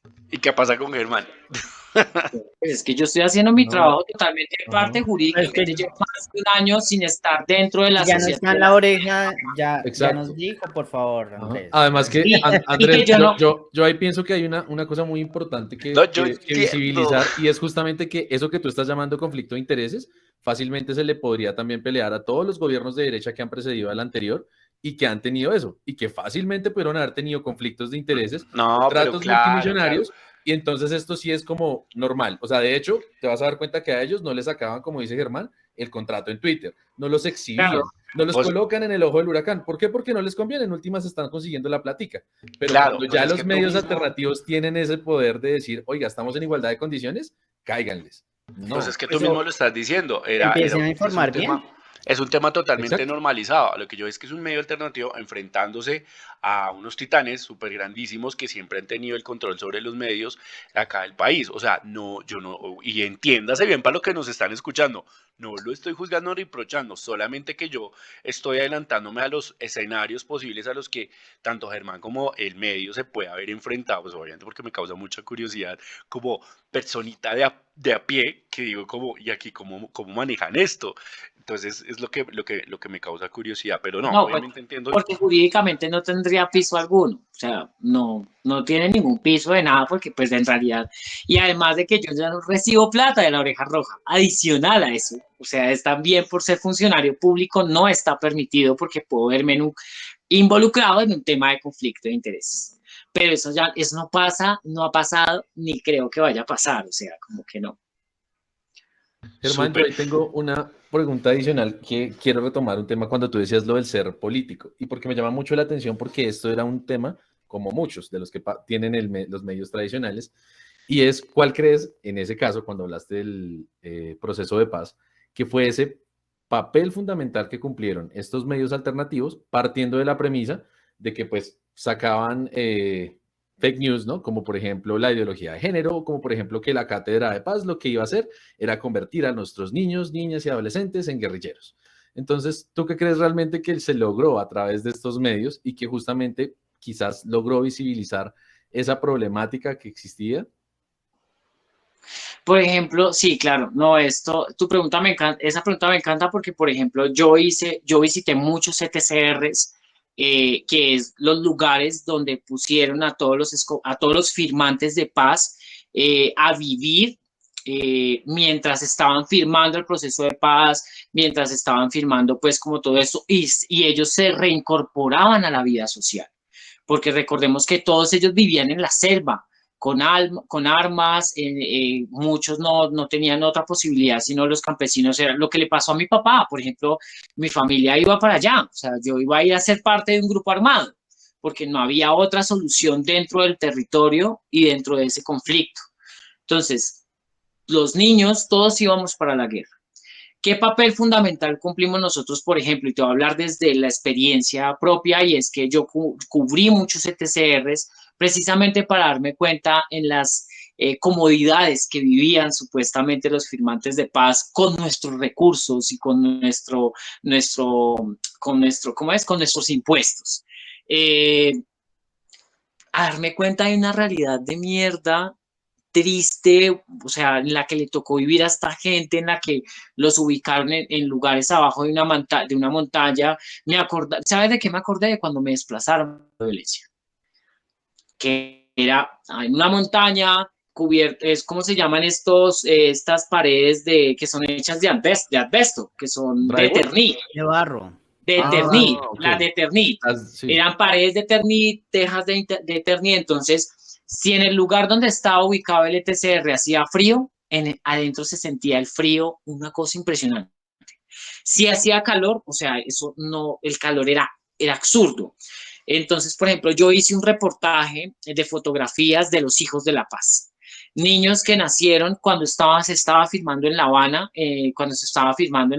niños que nacieron en esa época, que llevaban 3, 4 añitos viviendo en estas condiciones, eh, que mataban un marrano para compartir, en la semana mataban un marrano o una vaca, tenían pues su sembrado y tenían ganado y tenían pues lo mataban y lo repartían entre toda la población. Hacían grandes ollas comunitarias. Niños de verdad con 4 o 5 años, muchos muy mal alimentados, sin una educación, sin nada, gente que no tenía nada que hacer. Conocí, por ejemplo, a Alexa Rochi en uno de esos ETSRs, que Alexa Rochi es una de las fotógrafas de presidencia en estos momentos, por ejemplo, y es Y una es súper buena. firmante de paz. Y entonces, por ejemplo, la conocí en ese momento y ahora trabajo con ella, además. Y es una excelente fotógrafa. Y ella antes empuñaba un rifle y ahora empuña una cámara para registrar desde las fotos lo que ve. Entonces, la Oreja Roja hizo un papel muy importante en esto porque fue evidenciar que no era cierto nada de lo que estaban diciendo los medios de comunicación tradicionales. Evidenciamos, por ejemplo, que Duque se quedó sin recursos de publicidad porque pues llegó la pandemia, que iba a gastar plata en publicidad, o sea, no podía. Todos los gobiernos a nivel mundial tenían que utilizar esos recursos para pagar el tema de la pandemia.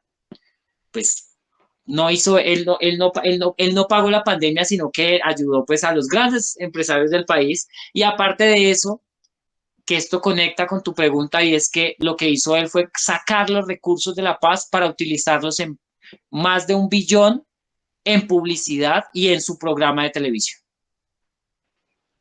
Y utilizó los recursos de la paz. Entonces, por ejemplo, nuestro papel fue evidenciar eso también. Entonces, como que muchas de esas cosas, los medios de comunicación alternativos y comunitarios cumplen ese papel, deben de cumplir ese papel. Y en el momento en que este gobierno lo esté haciendo mal, la Oreja Roja lo va a decir. Por ejemplo, hace poco salió una columna en el medio que decía súper claro como en lo que se ha equivocado Petro ha sido en escoger su equipo de comunicaciones. Una columna de opinión publicada por un periodista del medio. Si el señor tiene sus argumentos para decir es que ha pasado esto, esto y esto y esto, yo lo puedo escribir en mi columna de opinión y lo puede publicar en La Oreja Roja. Aún así siendo yo el equipo de comunicaciones de presidencia. Entonces ¿ves?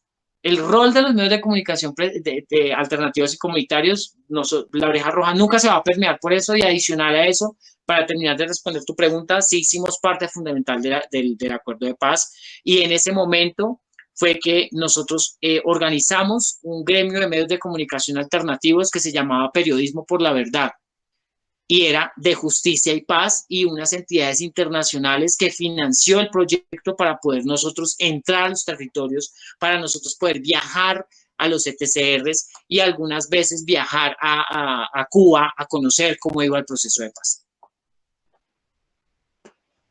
Oye, Germán, bueno, yo no te voy a preguntar por los retos de la oreja, ni los tuyos, porque ya claramente toda la conversación ha girado en torno a eso. Pero digamos que, ¿y ahora qué le espera a la oreja? Otra pregunta que tengo, ¿ustedes siempre han sido un medio sin ánimo de lucro? O sea, por lo que entiendo, lo que hemos hablado, nada, cero plata, siempre han sido ustedes trabajando con lo que tienen, sus periodistas y eso, pero ¿hay algún periodista de ciento al que el medio tenga que decir, tenemos que pagarle? ¿O cómo lo manejan ustedes No, ahí? Eso me causa curiosidad. en el medio sí nos ha tocado, por ejemplo, sí recibimos pauta, no de gobierno exactamente, pero sí, sí pauta gubernamental de las ciudades, de algunas gobernaciones, en este caso, por ejemplo, en Medellín. Y esto es algo que, por ejemplo, que me lleva a algo que es el tema de que cuando Federico Gutiérrez era alcalde de Medellín, nosotros estábamos en Medellín, el empezó en Medellín como tal, y Federico, nosotros le sacamos cosas a Federico de investigación, es una cosa impresionante, por malos manejos, por utilizar los recursos de la cultura y la educación para publicidad, porque es una estrategia, ¿no? Ya muy plantada y un patrón muy plantado por los gobernantes o por los políticos de turno que están ahí. Entonces, por ejemplo, en ese caso, Federico Gutiérrez utilizaba los recursos de cultura, por ejemplo, para otro tipo de cosas. Entonces nosotros le hacíamos mucha veeduría a ese tema. Una vez estábamos en unos premios Gao y estábamos nominados como mejor medio de comunicación alternativo. Recuerdo yo esa noche como si fuera ayer, porque ahí conocí a Federico Gutiérrez de frente. Me sentaron por cosas de la vida en la mesa en la que él estaba con algunas personas del grupo GEA. Y nosotros llevamos 2 años insistiendo, pidiendo pauta para el medio de comunicación. Y entonces llaman a Federico Gutiérrez a dar un discurso sobre el apoyo de la alcaldía a los medios de comunicación alternativos y comunitarios, y se echa un discurso. Ustedes no se imaginan el discurso de ayuda, ¿no? De que, pucha, no, nos vestía a todos los medios de comunicación. No nos daba un peso. Les cuento, lo esperé de pie, aplaudiendo, hasta que llegó a la mesa. Como, es increíble el discurso que te acabas de dar. Pero es increíble, le decía yo. Entonces todos los de la mesa me miraban y yo no, o sea, es que hay que brindar por el discurso que te acabas de dar, pero yo sí quiero saber cuándo vas a ayudar a los medios alternativos realmente, antes de que brindemos, obviamente. ¿Y qué te digo? ¿Qué dijo?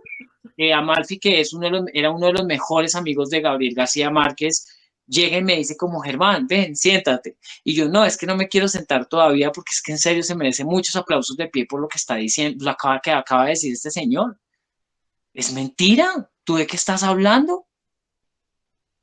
Entonces, de una se me acercó alguien por detrás, me tocó la espalda y volteé a mirar, y era el secretario de comunicaciones de Federico Gutiérrez, que se llama, se me va el nombre, Restrepo, Juan Diego Restrepo, en ese momento, un profesor de la UDEA.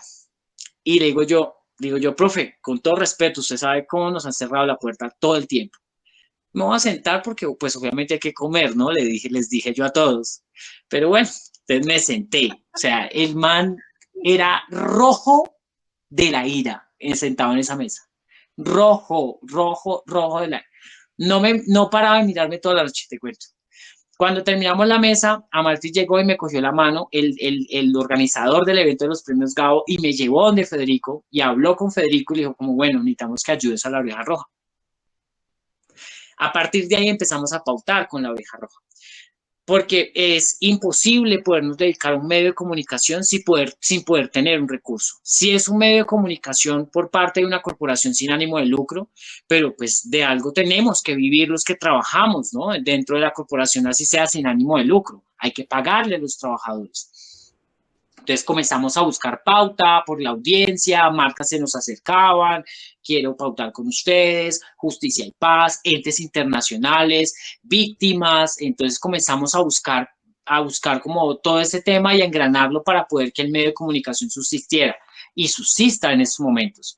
Es muy complejo por el tema de que pues no somos un medio de comunicación que busca taparle nada a nadie, entonces como que por ejemplo una de las cosas que como iniciaba yo ahora, les decía como no nos vamos a acercar ni le vamos a hacer publicidad a un político que tenga abuso, temas de abuso sexual, temas de corrupción. Entonces tenemos un debate, ay no, porque tú tienes un tema de corrupción, no lo vamos a tocar. No, es lo primero que vamos a hacer.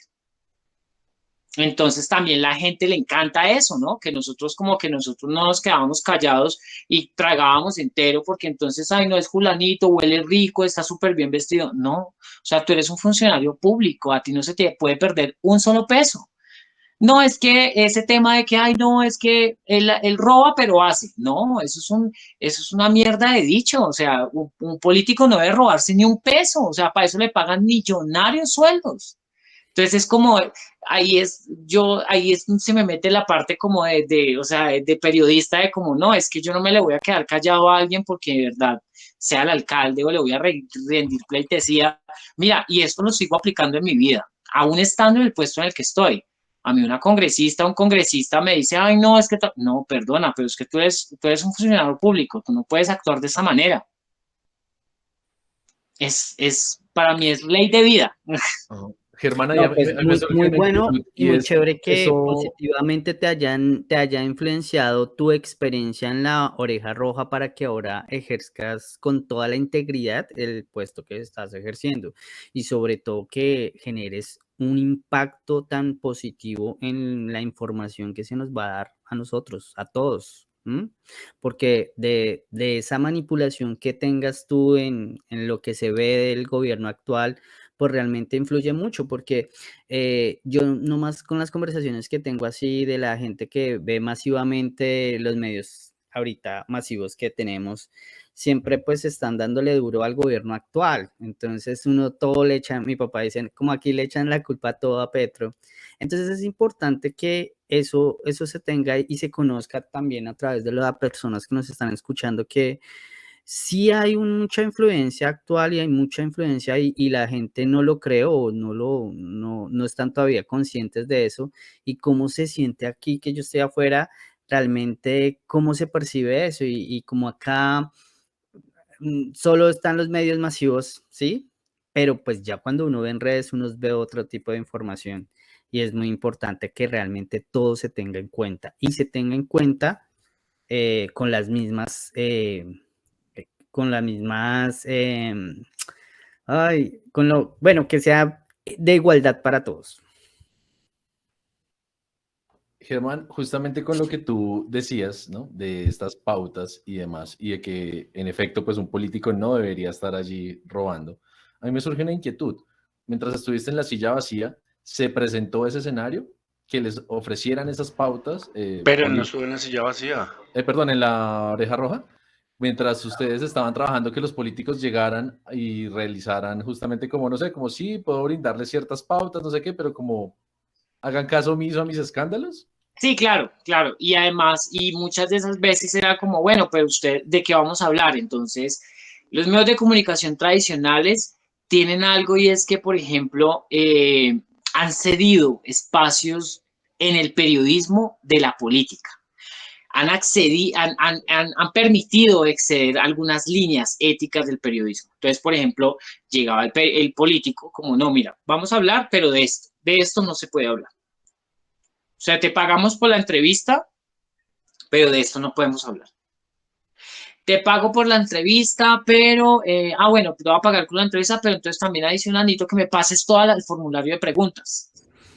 O sea, que para esa gracia infórmese solo porque que... O sea, para preparar sus respuestas. Sí. Pues Y lo básicamente entendemos. para amañar las entrevistas, Claro, ¿no? y Para que muchas de tengan esas esa cosas, facilidad. entonces, y así funcionan en los medios tradicionales, los Sí. reportajes.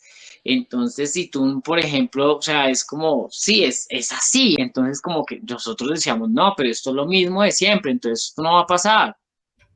O sea, no te vamos a entrevistar entonces, así, no. Claro. Pues de hecho eso me hace recordar mucho cuando estaban en la campaña, ahora se me olvidó, del 2000, bueno, la última presidencial, y lo que tú decías de los tipos de preguntas, ¿no? Entonces era bien peculiar las preguntas que les hacían a los otros candidatos, ¿no? Por ejemplo, al candidato Rodolfo y las que le hacían al presidente Petro, ¿no? O sea, era una vaina donde dice como, qué interesante, ¿no? O sea, es como simplemente amañémoslo de tal manera que todo lo que sea coyuntural, todo lo que sea álgido para que aquí haya algún punto en donde quizás la pueda embarrar o que las personas noten que esta transición no va a ser tan fácil, chantémosela a él. Pero los otros candidatos, preguntas muy sutiles, muy No, suaves, pues, aquí no, no esto pasa con la nada.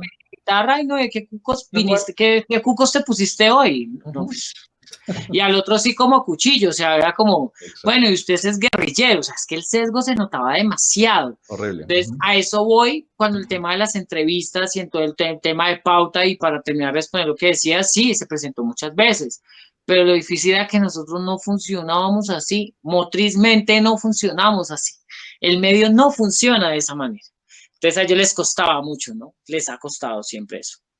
Yo hace poco vi una entrevista que tú hiciste y quería preguntarte, ya como para ir cerrando, de la oreja.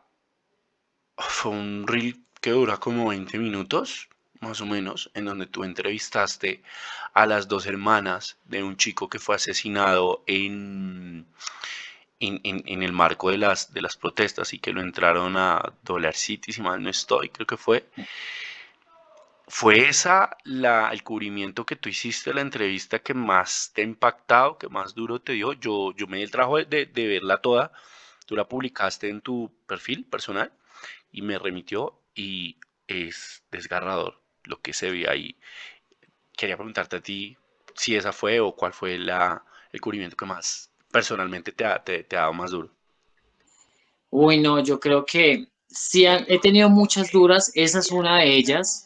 Eh, y pues recuerdo en ese momento, yo estaba en Cali, me llaman en la noche, mi hermana me llama y me dice, Germán, se metió el GOES hasta la plaza de Siloé completa y cogieron a un chico de 15 años. 15 años tenía, creo que Sánchez tenía como 15 años, no recuerdo muy bien su nombre, su apellido es Sánchez. Eh,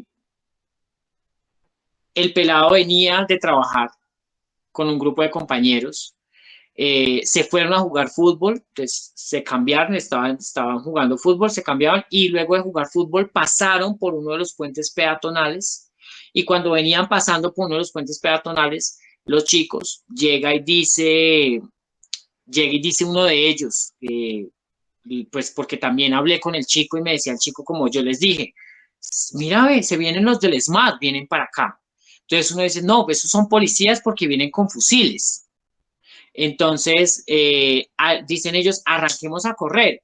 Y el chico venía de último, un chico muy nervioso por las características, por ejemplo, que lo mencionaba su madre y su hermana, perdón, sus dos hermanas en ese momento. Lo más probable es que, por ejemplo, el chico, ellas decían que él se identificaba ya como una persona gay, que era muy sensible, que era muy cariñoso, era un niño muy extrovertido, que jugaba, que lo querían sus hermanos, toda esta cosa. Y el chico dice como, no, yo no voy a correr porque yo no hice nada. Y levantó las manos y se quedó atrás, levantando las manos.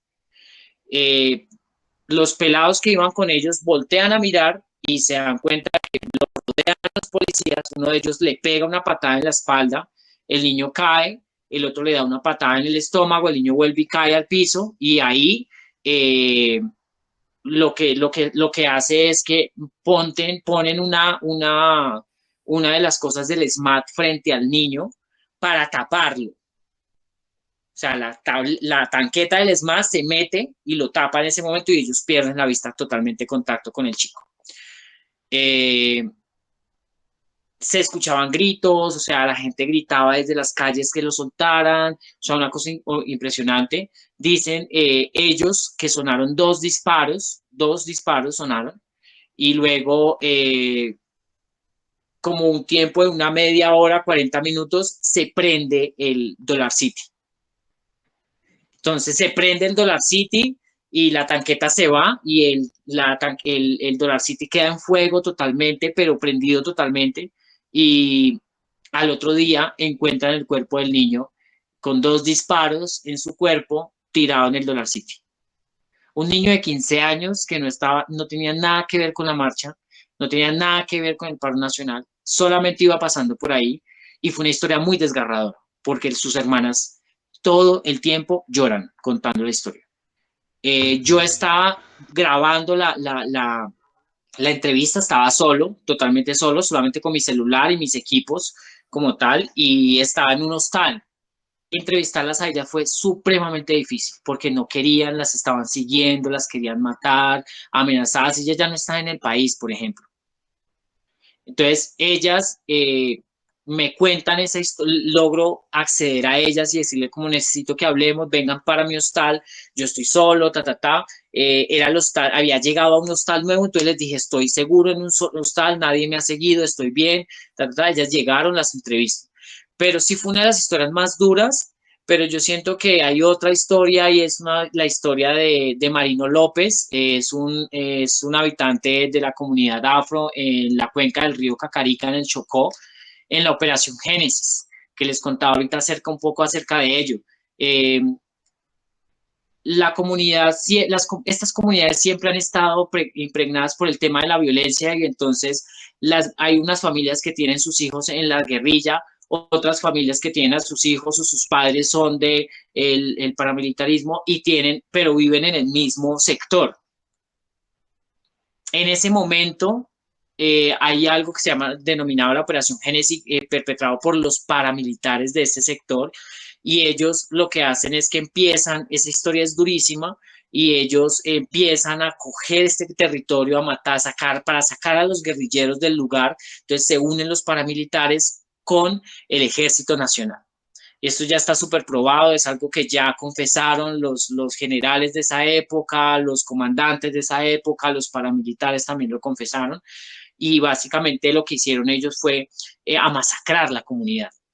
Y una de las formas de masacrar a esa comunidad también fue desplazarlos del territorio, porque es un territorio rico en biodiversidad, en todo en oro, en muchas cosas, y desplazaron a esta gente del territorio los paramilitares, y los lo que hicieron fue, por ejemplo, ahí nace la historia de Marino López. Era un señor, un campesino, agricultor, tenía su campo de maíz, iba mucho a la iglesia, según como lo describen ellos, y era un señor súper tranquilo.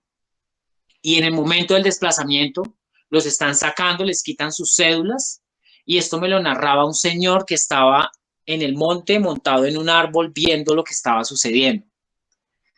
Entonces llega el señor y cuenta que cogen a Marino, Marino López iba saliendo de la comunidad y dice, se me quedaron los cigarrillos, y una de ellas llega y una amiga de él le dice como, no te devuelvas. La señora contándome también la historia, y dice, no, él se devolvió, y yo vi que él se devolvió y yo me seguí caminando hacia el monte corriendo con mis niños, embarazada y con un niño en la mano, corriendo hacia abajo a ver cómo salir del lugar.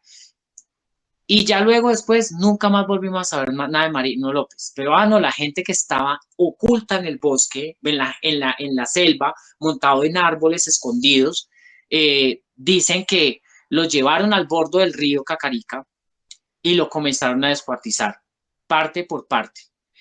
Que los gritos, y decían, esto es para que sepan que aquí no pueden volver.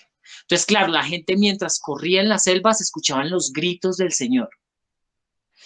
Y cogieron su cabeza, se la quitaron y jugaron un partido de fútbol al borde del río Cacarica.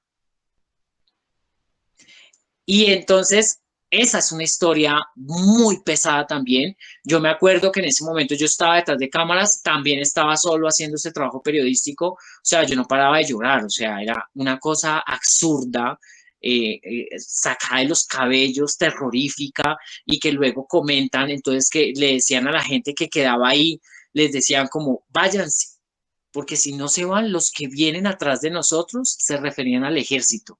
Esos vienen a terminar de matar lo que quede vivo. Y así fue. Entonces, esta gente es desplazada toda a turbo y es desplazada a turbo y a vivir más de 3 meses en estos salones, ¿cómo se llama? Es donde juegan partidos, uno juega partidos en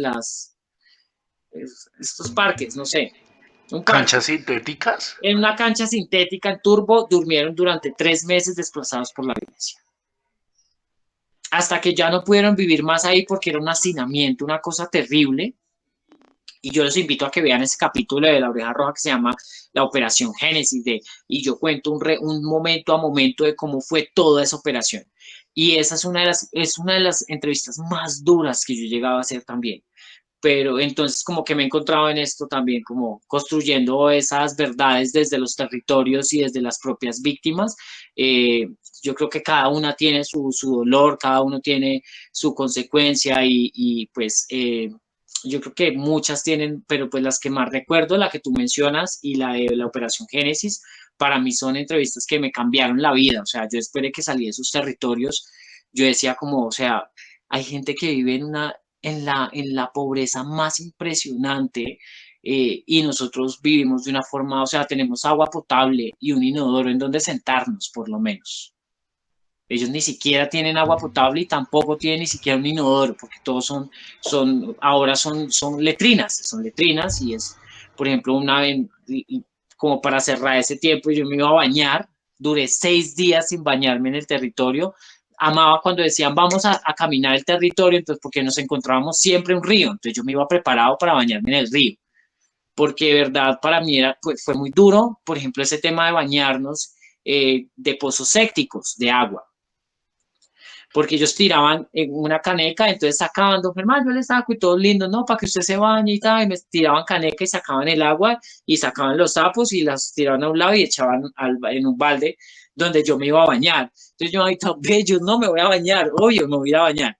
No, o sea, pero habían momentos en los que sí tocaba bañarse con esa agua, entonces era como, fue puta, o sea, las condiciones en las que vive esta gente, las condiciones que vivimos en las ciudades, en la urbanidad, pues es mucho más fácil. Te hace Porque, valorar más lo que uno tiene, la verdad. claro, yo llegué cambiadísimo, o sea, yo llegué como fue pucha, o sea, es que duré un mes, mira, yo llegué sin piernas de allá, porque aparte de eso, las condiciones, estás en la selva, hay unos moscos que te hacen unos huecos en la pierna, una cosa horrible.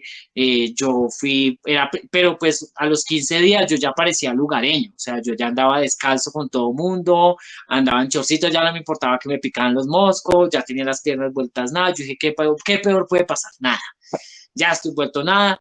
Y cuando me acuerdo yo que cuando ya salí de allá, yo me quitaba las medias largas, yo me ponía medias tobilleras, pues no tobilleras, sino las largas. eh, Me quitaba las medias y pues las medias me arrancaban literalmente como todas las heridas que tenía y las piernas me sangraban. O sea, yo me metí al río de Turbo y me ardían las piernas, una cosa impresionante. Yo dije, a cualquier momento viene un tiburón y me come aquí porque lo que estoy es botando sangre para todos. Queda uno como sin palabras de todo esto, ¿no? O sea, es Bastante complicadísimo fuerte, todo Sí, esto. pero bueno, la gajes verdad, del sí. oficio. Gajes Sí, del oficio qué que la fuerte. verdad, experiencias que quedan en el corazón, pese a que son fuertes, aprende uno mucho. Qué Y fuerte, sí. también bonita la oportunidad. O sea, definitivamente este medio es que da para mucho que hablar, pero sí es confrontador y bueno, habla de lo que sí es el verdadero periodismo en un país como Colombia, y que sí se puede hacer realmente periodismo objetivo, periodismo de calidad.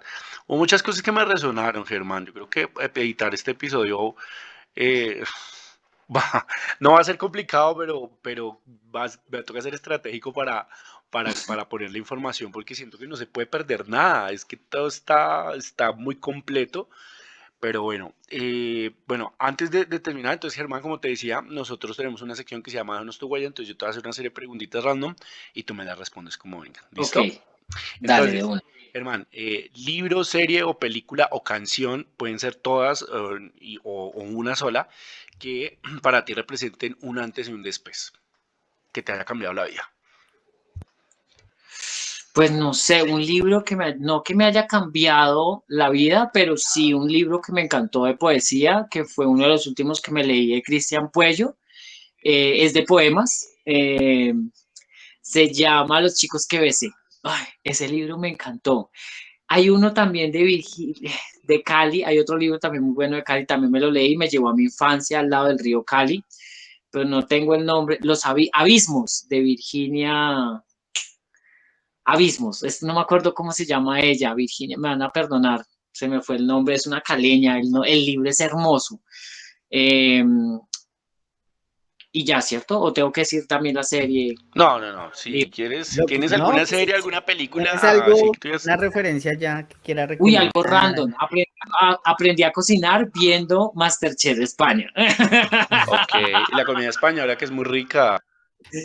Sí, eso es random, ¿no? Listo. ¿Política o comunicación? O política.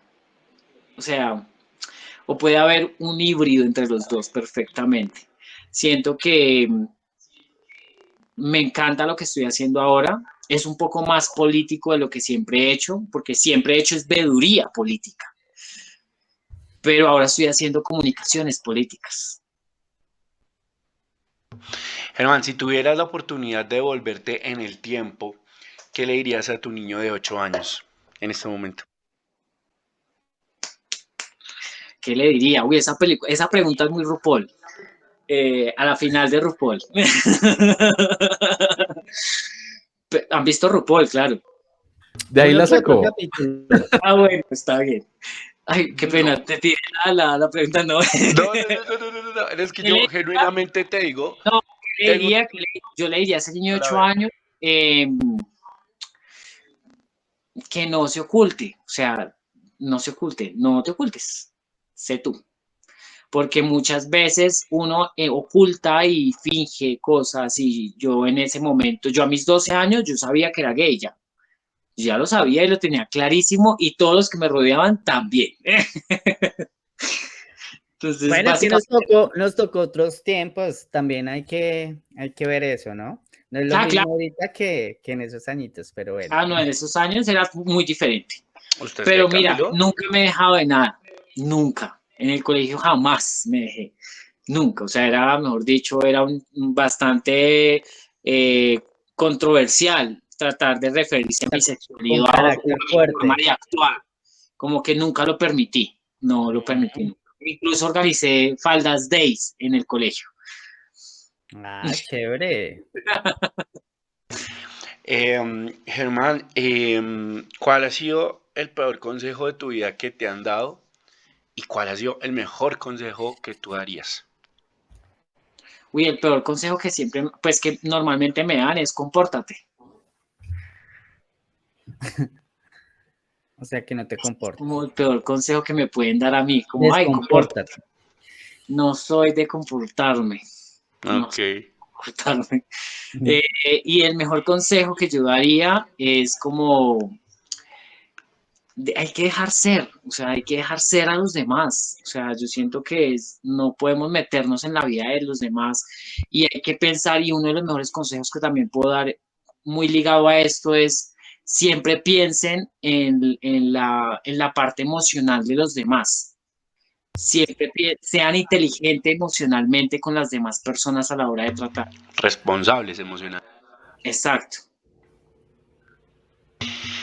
Listo, Germán, pues esas fueron las preguntas random. Entonces, bueno, pues nosotros acá tenemos otra sección ya para cerrar y es que hacemos una recomendación de película y la semana pasada tuve la oportunidad de ir a ver Bueno, eh, ¿con qué nos va a recomendar esta semana? una película Bueno, francesa. estamos en el mes del orgullo. Hay una, Ujú. hay una película que la encuentran en la aplicación Movie que se llama Close, Closet, Close, ¿La de los preciosa. niños? la de los niños. O ¿Ya la sea, viste? La quiero ver. Es claro, preciosa, preciosa. sí, También tuve la incluso oportunidad de verla hace poco. la vi hace un año en la Cinemateca acá de Bogotá. La vi porque fui jurado también de las películas, de las mejores películas en el marco de, ¿cómo se llama? Cine internacional, y es una película francesa, ¿no? Además de que es francesa, es una cosa bellísima, como habla, es perfecto. Es una película divina y es una película... A mí Es muy triste, lloré es muy, tanto viendo esa película, uy, lloré no, un ni te montón. cuento, o sea, yo salí, necesito un abrazo. Bueno, Sí, vamos es a lindísima verla. esa película, es hermosísima. Bueno, El ya, movie, el la voy, movie. no, venía con otra, pero me uno a Germán y recomiendo esa película. Bueno, Close yo es, también quiero recomendar una de este mes. Quiero recomendar, ya que estamos por ahí, Show Me the Spoiler, o sea, no me spoilees, No lo he que visto. spoilers yo le envié el tráiler, Andrés. me Es toca el ver. de el que actúa en The Big Bang Theory, Oh, Sheldon, Ah, ok. eh, con otro que también es muy lindo, eso, pero digamos que Y sí es muy como, buen actor, además. sí, el otro también actuó en La Cabaña, el de la pareja gay, que también Ok, en La Cabaña, el de Loki. sí, el de Luke, no el de Lukin, el novio. ok. Él actúa ahí en esta película, entonces pues realmente salió a finales del año pasado, pero también es muy buena, es muy bonita, también recuerda como ese tema de pareja, de apoyo, ya de convivencia, y también realmente es muy interesante porque el personaje Sheldon pues trabaja como en medios, y entonces es pues sí tiene sus cositas clichétudas, pero también rescata como esa relación amorosa, ese apoyo que puede haber entre pareja para la construcción finalmente de lo que somos hoy en día, familias pequeñas, si son solo la pareja, entonces eso me parece muy especial. Y para recordar en este mes, y sin ser, no sé, cursis ni nada, que también sea un mes de reconocimiento al amor, al recordar que podemos querer y podemos seguir eh, creyendo que sí hay relaciones fuertes y duraderas sin importar cómo las tengamos. Dijo el témpano de hielo. Pero bueno, gracias por su recomendación. Oye, Germán, te voy a contar algo. Eres el invitado con el que más hemos durado conversando. Ya vamos para 2 horas. Eso quiere decir que fue un muy buen episodio. Nos fue Dios muy mío. bien. Y es que yo hablo mucho, y ustedes no me paran. No, por lo que pasa es que tienes que contarnos, pues finalmente tú eres acá nuestro querido invitado y pues igual tu historia es bien interesante, pero sin duda alguna yo creo que en algún café contigo debe ser muy rico porque Sí, qué la conversación se chévere. presta para muchas cosas. Es Disfrutamos un verdad. montón. Por Para mí ahí, me la disfruté un que quede montón. pendiente, por favor. Generalmente Oye, yo también hablo un sí. montón, Claro. pero hoy su merced, hágale que acá este micrófono es suyo, entonces chévere, chévere, a mí Cada vez me que gusta. Ay, quieras, ya muchas sabes que hay un gracias. programa y que quieras compartir cualquier tema que quieras. Nosotros aquí hablamos de todo, entonces bienvenido cuando Sí, quieras. nosotros hablamos un montón, hablamos de Ujú. todo. Lo que pasa es que Vea, se nos volvió a acabar el tiempo y todo. Sí, Rico escuchar de otras perspectivas, de otros temas, no sé. sí, sí, sería. es Claro. muy, muy interesante. Digo, eres el invitado con el que más hemos durado desde que empezó Monólogos. Nosotros, ahora que te cuento un poquito de Monólogos, nosotros empezamos siendo como muy light y hablando, pues no pendejadas porque nosotros hablamos de cosas que a nosotros tres nos Todo tema es interesaban. importante, yo siempre he Nos, dicho. nos interesaba mucho como, porque el podcast se llama Monólogos de Millennials, entonces como que empezamos a tener estas conversaciones, aparte somos tres maricas, tenemos un montón de temas para hablar, y aparte que nosotros tres somos como el agua y el aceite, ¿no? Nosotros no nos parecemos en nada, somos súper diferentes, entonces como que lo chévere es eso, como que cada uno habla desde su punto de vista, pero con el tiempo, y estamos nosotros en este momento en la segunda temporada, el podcast ya ha ido tomando un tono un poco más, como más serio, ¿sabes? Como, Más trascendental. sí, más profundo, por decirlo de Ujú. alguna manera, porque nos dimos a la tarea de traer invitados y hemos traído varios invitados, como ya tuvimos aquí un abogado, hemos tenido Me dio coach, envidia, yo quiero también tener un podcast. ¿sí? Montemos Un uno para la montón. oreja, hágale. Sí. Me Y gusta. aquí, Para la ay, oreja ya hay un proyecto, no, ya es más para mí. si quieres, montemos un podcast. Nosotros estamos en mente, tenemos en la mente montar una media que se llame Barón Insider o lo que sea, porque tenemos ahí como varias cositas a eso. Si quieres montar otro, es más, nosotros queremos montar otro Yo podcast. Le decía a María Jimena hace poquito, a María Jimena Duzán, le decía yo, mi amor, pues yo también quiero un podcast. podcast, pero lo quiero patrocinado por Spotify, o sea, directamente. Sí. Pero la cosa de los contratos con Spotify sí es pesado. O sea, eso es bastante pesado. Eso son, yo no sé cuántos programas uno por día, literalmente, que ella, por ejemplo, tiene que sacar. Claro que es el Sí. podcast más escuchado del país, ¿no? Esos son los podcasts más escuchados del país. Pero yo le decía a ella, no, yo necesito hacer un podcast, pero patrocinado así por Spotify. Porque Pues claro, pues que tú digas, me puedo sentar a Cámara, trabajar y a vivir de esto. Pues digamos que nosotros eso es lo que queremos llegar, estamos como tratando de consolidar el podcast, como que lo vean, ya eso estamos es una como... forma de comunicar, vuelvo y te digo, y es un medio de comunicación que ya obviamente los temas que ustedes toquen, sean trascendentales o no, es una forma de comunicar, es una forma de estar presente en la parte digital, y eso es importante, ¿no? Esto también es muy importante, es muy chévere. Sí, no, pues ahí vamos y hemos aprendido también un montón de cosas porque nosotros empezamos este podcast, no teníamos ni idea, o sea, pero te juro, ni idea de cómo lo íbamos a hacer. Aprender sobre la marcha. Y hemos aprendido un montón de esto, entonces ha sido también algo bastante enriquecedor. Bueno, pues nada, me resta pues darte las gracias por haber estado acá en este episodio, por haberme aceptado la invitación y tan rápido. Yo pensé que iba a ser un poquito más complicado, pero no, bueno, No. chévere que me la aceptaste así de una. Porque básicamente cuando me dijiste ya sabía que, por ejemplo, nos tocaba trabajar estos días de manera remota, entonces dije como, bueno, está bien, nos queda perfecto con el tiempo, entonces voy a tener espacio de hacerlo.